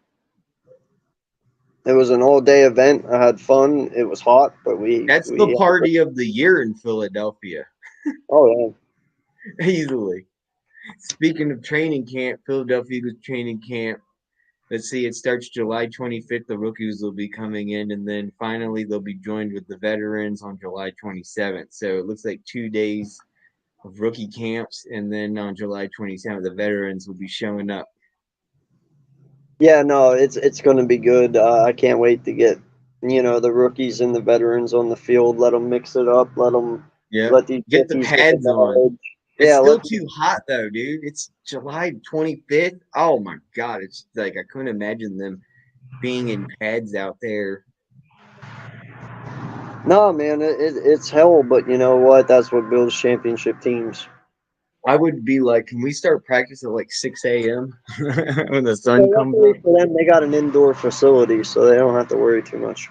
No, yeah, they're gonna do all the stretching and stuff probably in there before they come outside. Oh And yeah. plus, there's what we have a lot of veterans on this team. There's, of course, you got to train, but I'd rather them just maintain and keep healthy.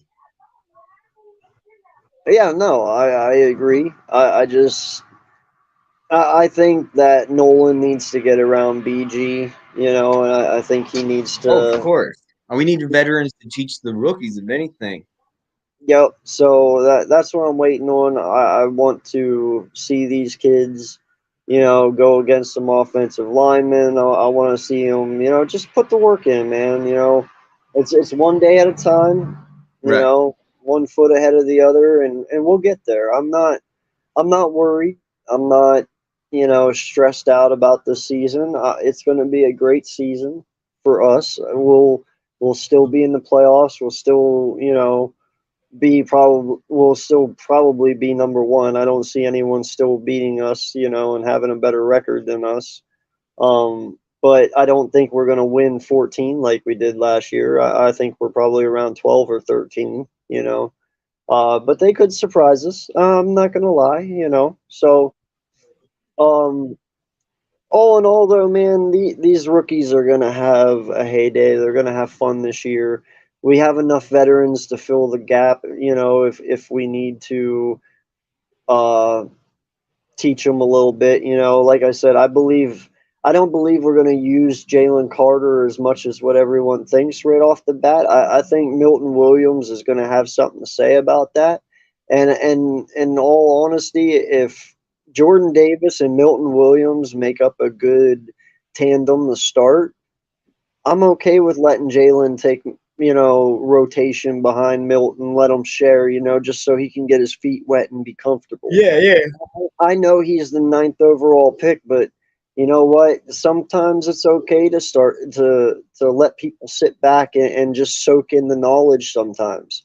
I mean, we've seen players sit there and not start the first couple years.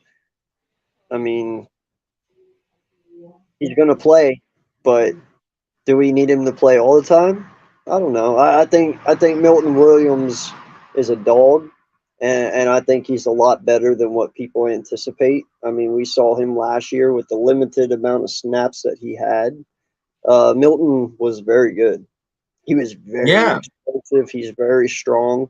So, yeah, I'm interested to see Milton, man. I know He's what gonna we get have. bigger. That's the thing, though. The years that we keep him, man, he's a rookies up. He had a total of 66 tackles, 6 sacks, 4 pass deflections, and Yeah, he learned from the best.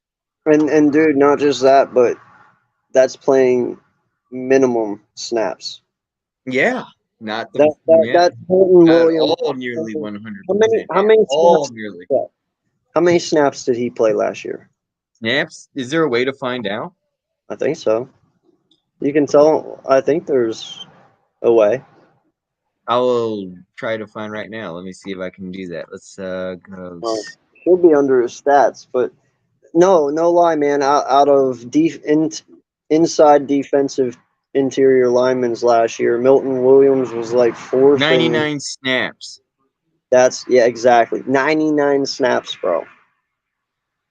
99 snaps. This is coming from Sports Illustrated. And that's not bad, dude. 6 sacks and 99 sacks. Or in 99 snaps. Double and check. He had 66 tackles in 99 snaps. Like, dude, that's not bad numbers for a rotational guy.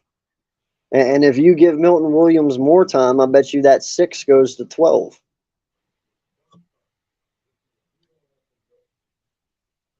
I don't think we're as hurt on defensive tackle as what people think. No, I don't think it's 99 snaps.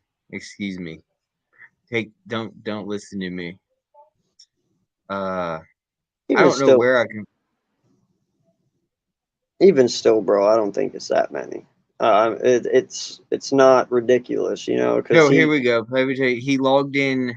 Williams played all 17 games last season, logged in 395 total snaps, which is 36%.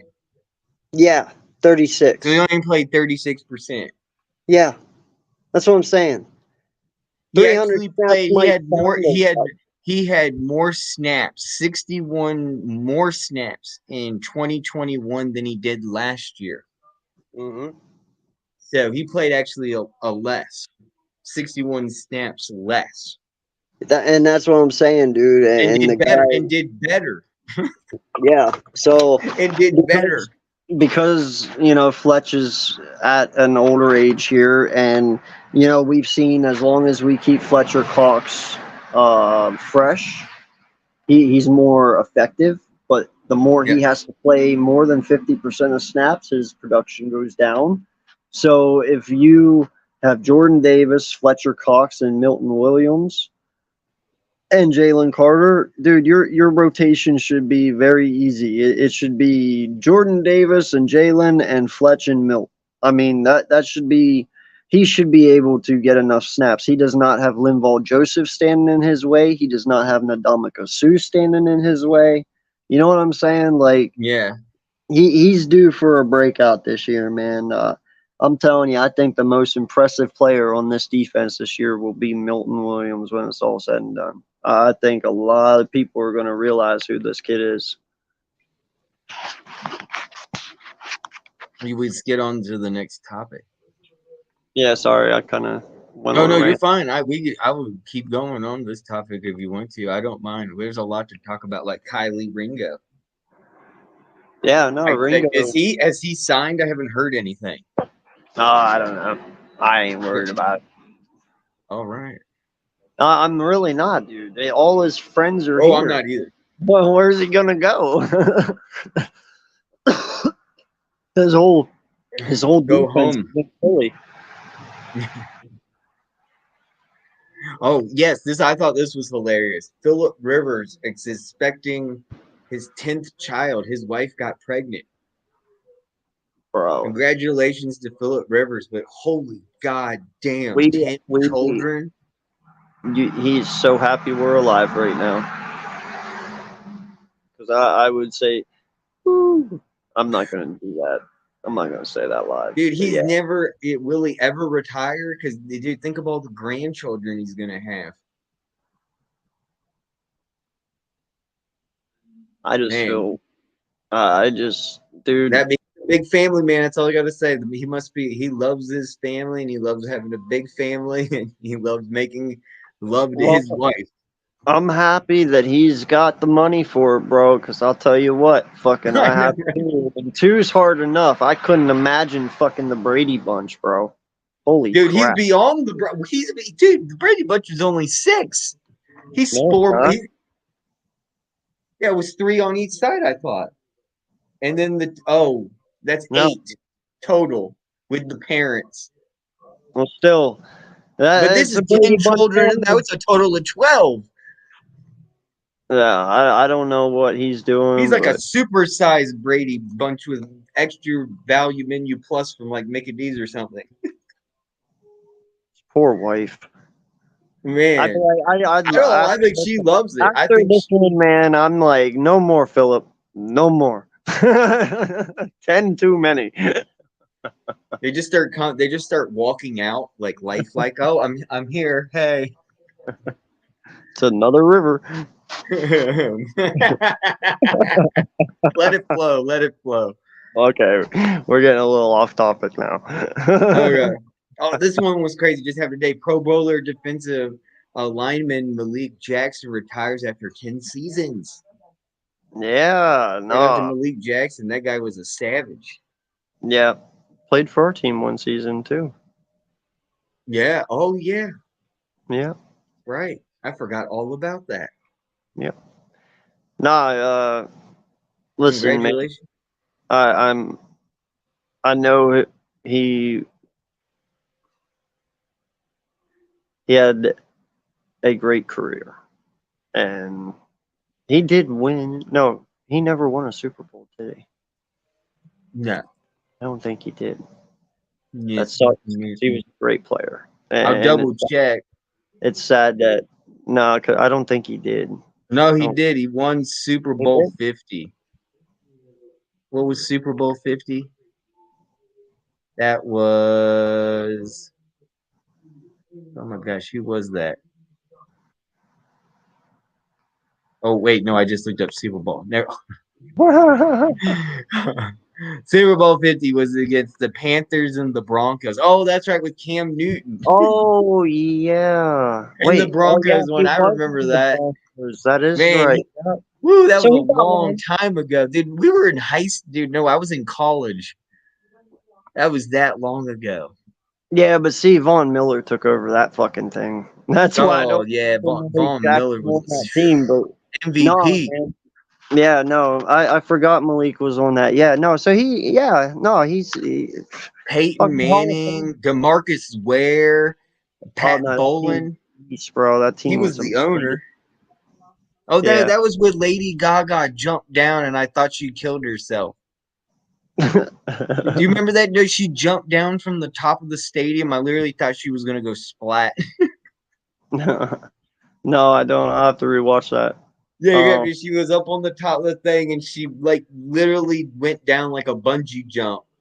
I'm not even joking, just full jump down.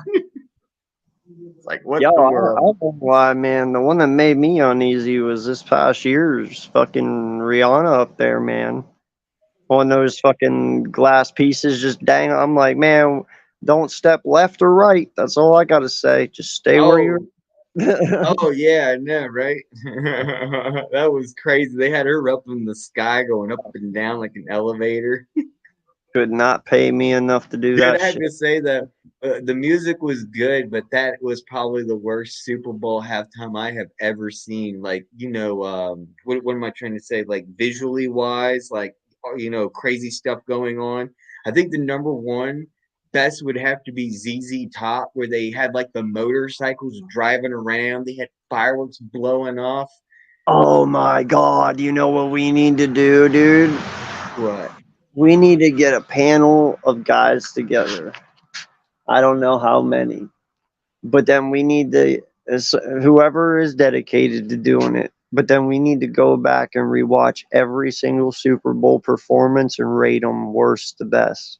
No, they didn't halftime shows didn't even really start till '93 with Michael Jackson. Before that, they were just high school local bands. I They don't care. literally were just No, high I'm not school talking local about bands. the bands. I'm talking about the actual performances from when they But then started till I, now. Rate but them. you can't go off of the halftime show of the bands from high school. They didn't even do anything. I'm not talking about the bands. I'm talking literally just about the artists. Oh, the performances like with Michael Jackson and stuff. Yeah, Okay, all right, yeah, I'm down with and that. rewatch all of them and then vote Dude, I've your own. already done I've already done that, so I'm definitely down to do that again. Like I actually really sat down one day just got bored. I think I was like playing Rocket League and I just wanted to find some music to listen to while playing Rocket League.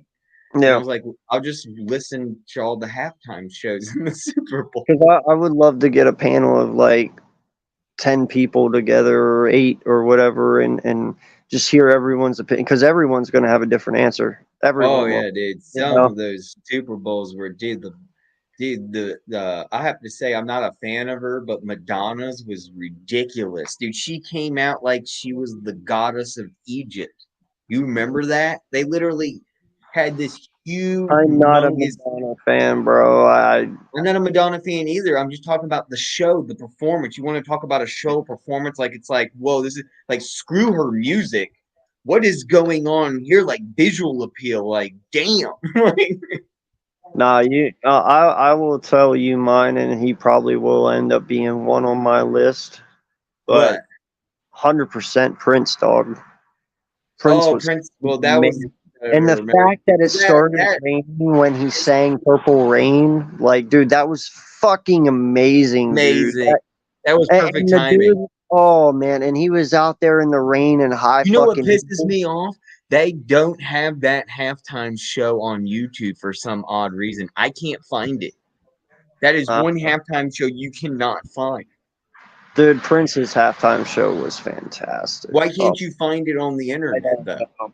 I don't Dude, know. I really believe I know it's a conspiracy theory and all, but I think they fucking killed him, dude.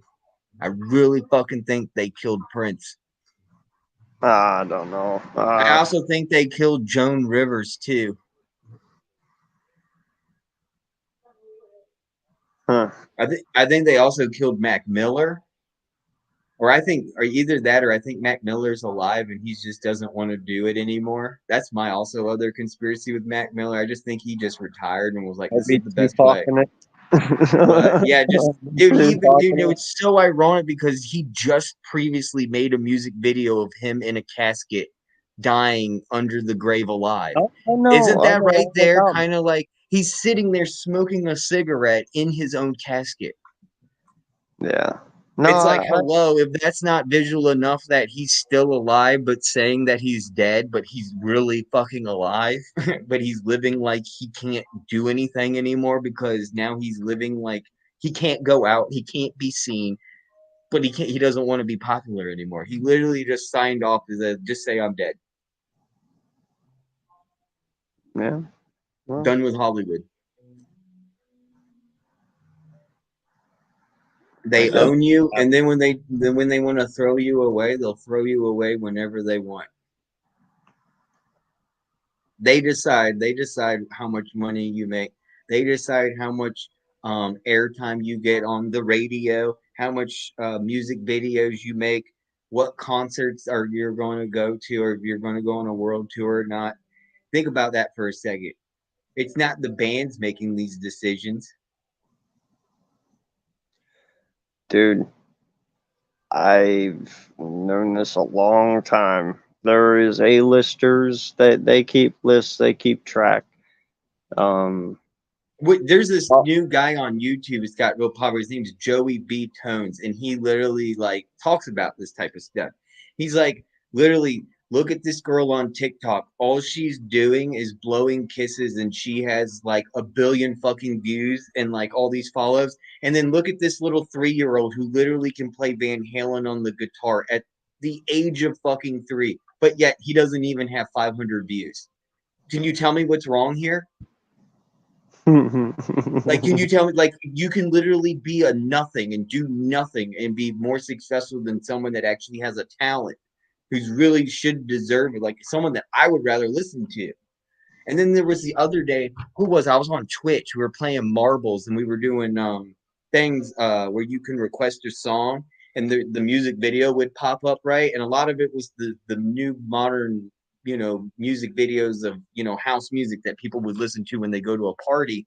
Most of it was like that Megan Stallion girl and who's that other black chick that's a stripper? But you know what I'm talking about? There's like a couple strippers out there that are doing music now in the hip hop industry.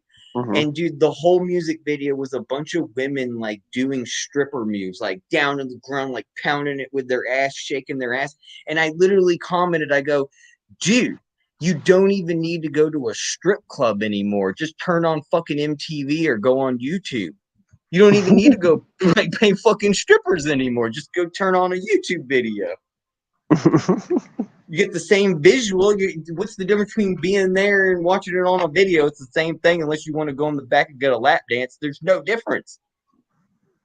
Yeah, no, I don't know, man. It's ridiculous. I couldn't believe what I was watching with my own eyes. I was like, this is really on TV. This is actually approvable. Like, what? I don't know. I have always been a firm believer that our society has been too censored anyway, and that's why you got a bunch of weird people sometimes, because they don't know how to handle it when things aren't censored. I think we're way beyond. I think we're the opposite. What you just said, I have feelings of the complete opposite. Straight 180 than you. Oh no, man! Are you kidding me? Fucking. Where do you see censorship? I will. Are you shitting me? Yes. Here's the perfect example. Men all day can go outside and walk around without their shirts on, but if we allow women to do that, dude, you'd have a car accident on every fucking corner because men would be gawking all the time. It's fucking censored, but yet the fucking human body is probably the most natural thing out there in the world. But it's okay for guys to show off their pecs, but it's not okay for women to do it. That's censorship, dog. Go to China, dude. They literally have naked people in their fucking commercials. Their kids see that when they're kids. Like they. No, I mean Italy. They have the same thing in Europe. They have those. We are very censored when it comes to music, when it comes to TV, when it comes to everything. Everything is fucking censored. So whenever one person shows a little bit of craziness, it sends everybody off rift, and that's what I'm saying. Like the whole world is censored, and it's ridiculous, man. It doesn't have to be. Well, I don't want censorship. I know. I don't want censorship. But that's the best example I can at least put out there is, hell, women have been fighting that for many, many years. They're like, why can't we walk around topless? Men do it. It's like, well, you got boobs, so what? Right. Like, Dude, like you as a man have never seen boobs before? Like, is that what we're at now? Like, that's what I'm saying. Like, if women would start doing it, guys would go fucking insane. It shouldn't be that way. It should just be natural. Like, oh, it's boobs. Next. You know what I mean? I just, when does this point become unethical and ethical? When does it become unethical and ethical? Yes. Do you think that by doing that it leads a good example to young kids? Do you think that by doing that leads a good example in general? Listen, man, if a woman wants to go out jogging without her shirt on, I don't see how that's offensive to anyone. I mean, hell, our kids breastfeed off parents. My daughter was breastfed by her mother. My son was breastfed by her mother, by his mother. I mean, kids know what boobs are. You knew what boobs were at 6. I Right. knew what boobs were at 6. Like it's not, and Well, this here's goes my for thing. anything. I'm just You using used this to as an say that, example. but now try to tell a woman to go out run in public with who's saying that they can't do that right No, now? no one's saying that they have to be forced to. I just know there's some women out there who would not mind it at all, but they can't because it's illegal for a woman to run without her shirt on. But there is women who would choose to do it if it was legal. Hell, a lot of women would do it if Is it it was legal. is it technically Yes, it's exposure? fucking illegal. It's public and it's public. I don't know the exact word, but it's like um. Oh shit, I don't know. It's exposure, indecent exposure to the public is what you would get if you were a female right now and you were just jogging around your neighborhood and you were hot and you took your shirt off. Yeah, it's indecent exposure to the public. That's Okay, bullshit. I didn't know. Yeah, that's bullshit.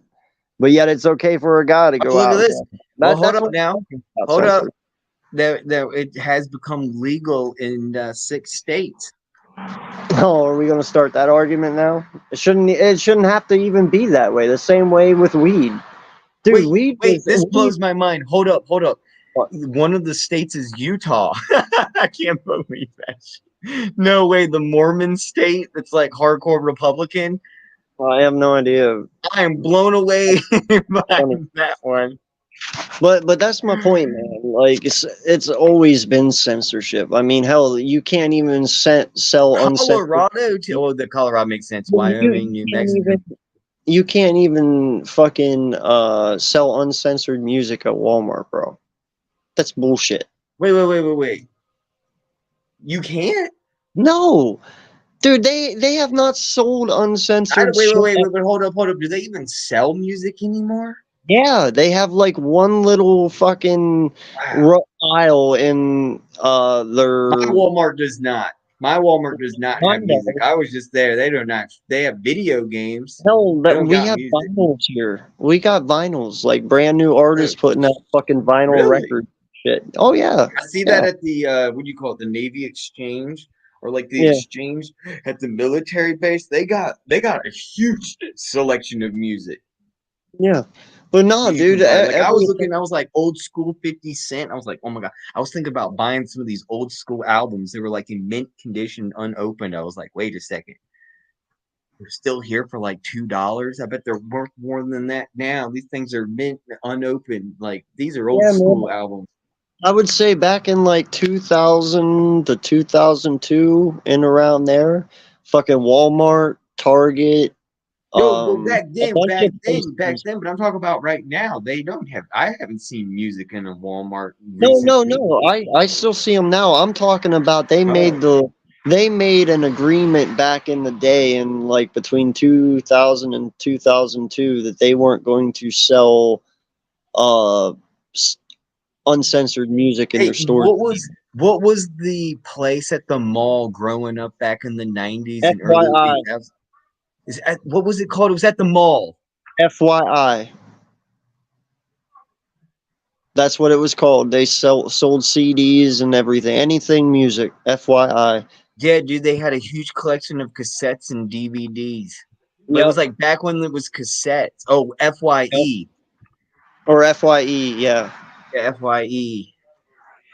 Wow. Yeah, you remember when you went in there, you could actually put on the headphones and they gave you a Uh-huh. thing and you could press the number of like what artist you wanted.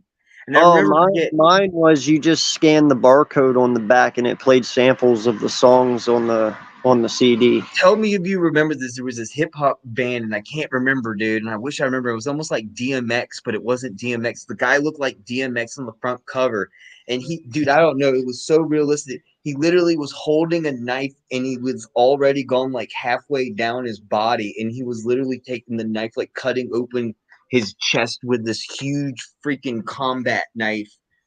And Are I was you hold up. Are you talking about If you know what it is, you'll be no like, no oh my no no hold on, Tech Nine? oh, that's a Are you good. talking about Tech Nine? Because Tech Nine looks a lot like Let me the look at their album. Let me look at the album yeah, covers. Tech It's Nine, Strange Music. He's probably the biggest independent artist out there. He's been doing it for like 30 years, man. Tech Nine is fabulous. He's no. amazing. Oh no, it's not. I don't see any album covers with him holding a knife in his chest and ripping it down. Wow. Maybe I'll find it here. Let me look up album covers. Trying to think. I'm never gonna find it, dude. That was like, one of those things like you should have wrote it down then, because there's Yeah. no way I'm gonna like type in knife down chest album cover and anything is gonna come up. I might be able to ask on Reddit and maybe someone might know. Yeah. But there was so many artists, dude. That's the thing. You could go in that thing was better than Napster, dude. You could go in there and there was so much music I had never heard of in my whole life. Mm-hmm. It was so fun. That was my favorite thing. I used to go into the food because it was right next to the food hall. I used to go get teriyaki chicken, eat the Yeah. shit out of that, and then afterwards I'd go and listen to music. Oh yeah, no, I spent many hours in FYE, dude. Oh yeah, Man, that's where I got my Walkman, dude. I got my that's cassette where I Walkman. bought all my music, man. Smash Back in Mouth. the day. I bought Red Hot Chili Peppers. Oh, do you Yeah. remember Jock Jams? Please No. tell me you've never heard of Jock. Oh my god, let me show you this shit, dude. It was the best sports music all in one.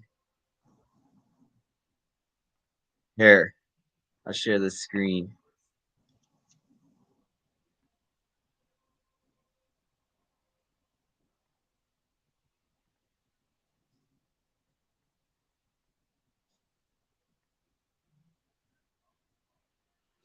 There we go. This band. No, I do not. They Unfortunately. had man, they had some great music. Here, let me show you. They had like, yeah, 2 Unlimited, Tag Team, whoop, there it is, Black Box, Strike It Up, Tootsie Roll, No. CNC Music, Gonna Make You Sweat. They had Naughty by Nature, Hip Hop Hooray, Snap the Power, EMF, So it was like a teenage. So it was like a sports music. teenage Like hip hop. when like when you go to a hockey or an NBA game, the music they used to play back in the 80s and the 90s. Yeah, This was yeah, yeah, yeah, pump up the jam, and then yeah, YMCA, and then what was it? Hip hop hooray! They don't even yeah, do that now when you go to stadiums. But back in the day, this was the music they played when you went to like a hockey game or a basketball game. yeah. No, I It know. takes two to get a thing go right. Rob Bass and DJ Easy Rock. Yeah, no, that Yeah. we had some Oh good man, back in the day. that was my al. I still have it too. On the Astro Lounge with Smash Mouth. I used to get that on and get the whole bus during a field trip singing what's that Smash Mouth song again? All Star. Yeah, Everyone started singing it on the bus because of me. that's awesome. Get the song going, everybody get going. Oh, dude, we got one more topic. Next Thursday, Washington Commanders could have a new owner. The owner that currently owns the Sixers and the New Jersey Devils.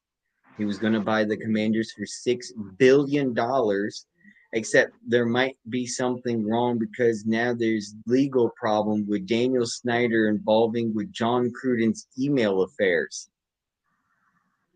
They might put a hold on switching owners for a while. Which I don't think they should. If Daniel Snyder wants to get out, just fucking let him go. He's only going to get in trouble. What are you going to try to prove a point and then have him sell the team? And then the guy won't want to buy it. He's like, no, I'm good. Snyder ruined it for me. Should have been gone a long time ago.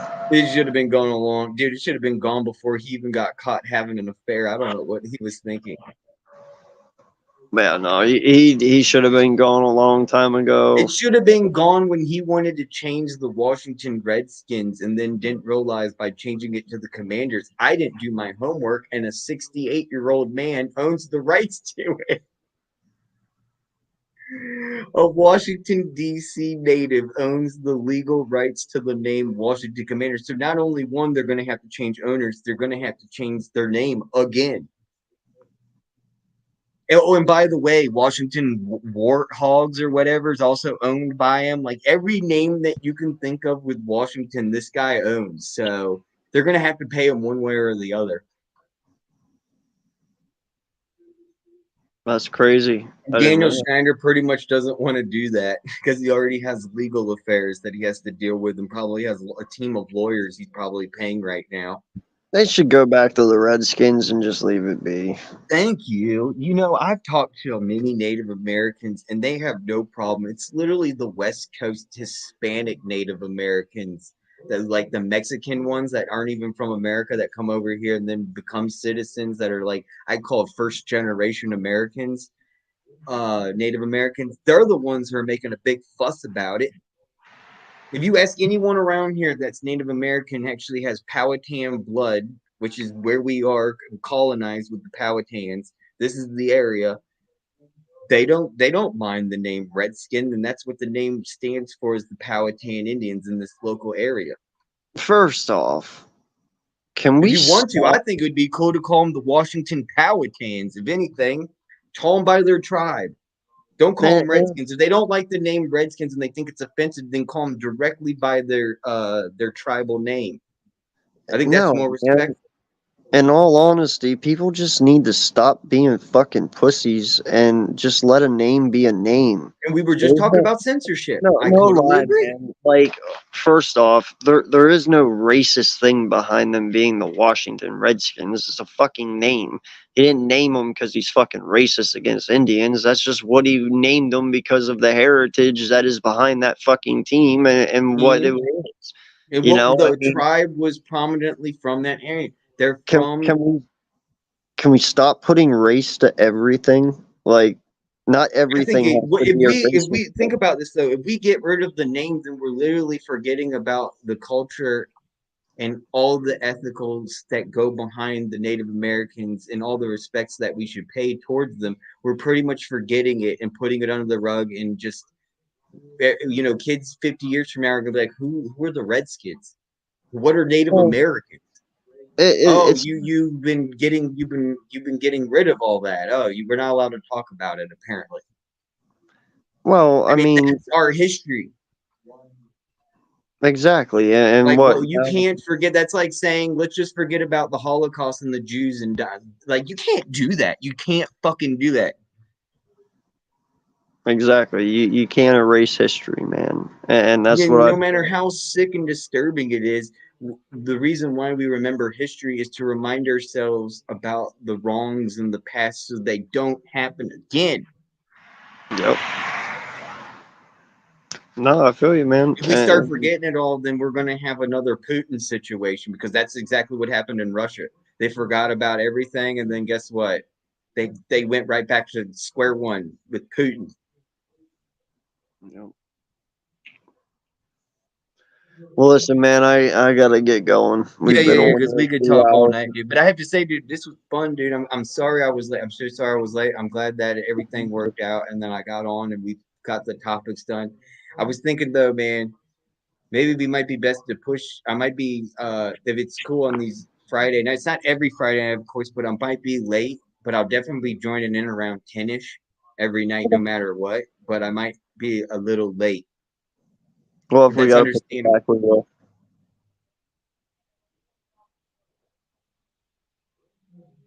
Yeah, if we got to push family it back. Things, because like I eat really late. My family eats around 8:30, so like I gotta clean. I'm running back and forth to get on the show as quickly as possible. Yeah, no, you're good, man. Like I said, if we got to push it back a little bit, we will. my Italian family eats way too late, and normal families eat around like what 5 or 6 o'clock. And but that's the thing, when you go to Italy, dude, Italians they will stay up and literally eat at like 11 or midnight. I'm not even joking. Or they'll start eating around 8 and they'll eat all the way into midnight, like 6 course meals, like Mm-hmm. a primere, a seconde, the the dish, and then the what's they call the ensalada, and then you got desserts. Oh yeah, no, I know, I mean, man. I always remember there was a guy in front of me at a local, because I went to only a local Italian restaurants, and then there was this one really, really authentic. Only the locals went to it. We were the only like foreigners in this restaurant. Everyone's total full Roma. And this guy in front of me, my dad leans over and he whispers, he goes, "Dude, look at the guy across the table, dude. This guy must be already on his third." Dude, he was just stacking the plates on top of each other, dude. It became like pancakes of plates because he was eating so much. It was, dude, I was just amazed how much this guy was eating. And he looked just like Danny DeVito.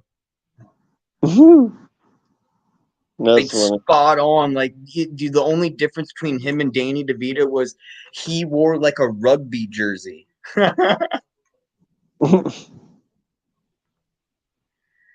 Oh, good times. Yeah, no, I will definitely go over there someday. I've always wanted to go to Italy, so I Oh, will. dude, it's like literally you're stepping back in time before Jesus Christ, like that old. Like it's crazy, dude. And how everything's still there and it's over 2,000 years old. And you think to yourself, you're like, I've never seen anything like this in America. Nothing dates past 200 years here. Yeah. Okay, 400 years because Jamestown. But think about that. 400, I mean, over 2,000 years is a lot different than 400. Yeah. No, I agree, man. It is crazy. It's like, wow, like there's a whole civilization and people going on over here. Well, I think this is where I'm gonna end it, dude. I'm actually pretty tired. So I'm going to try and get some sleep. Yeah, let's But get some sleep. What are you doing yeah. tomorrow?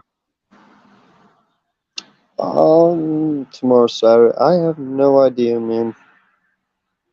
I have no idea. I'm I don't free all really. day. Okay. Yeah, I don't really do much right now, so uh, I'll let you know though. I'll hit you up. Word up. Word up. So, Dude, oh, by well, the way, on Sunday, I should be getting my case. I'm going to be doing an unboxing on MK Headlines on Tuesday. I can't wait for that. We're going to unbox, and maybe you might be there, AK. You should join us for like a guest or something, 6 o'clock or whenever you can join. And it'll be the last thing we do on the show. But yeah, I can't wait to pop that thing out and show everybody. oh yeah, that would be cool. And I'm like doing it like I want to do it live. Like I'm gonna be surprised so you get my full reaction because I'm gonna be fucking stoked, dude. I can't wait, man. Yeah, I'll be there if I can.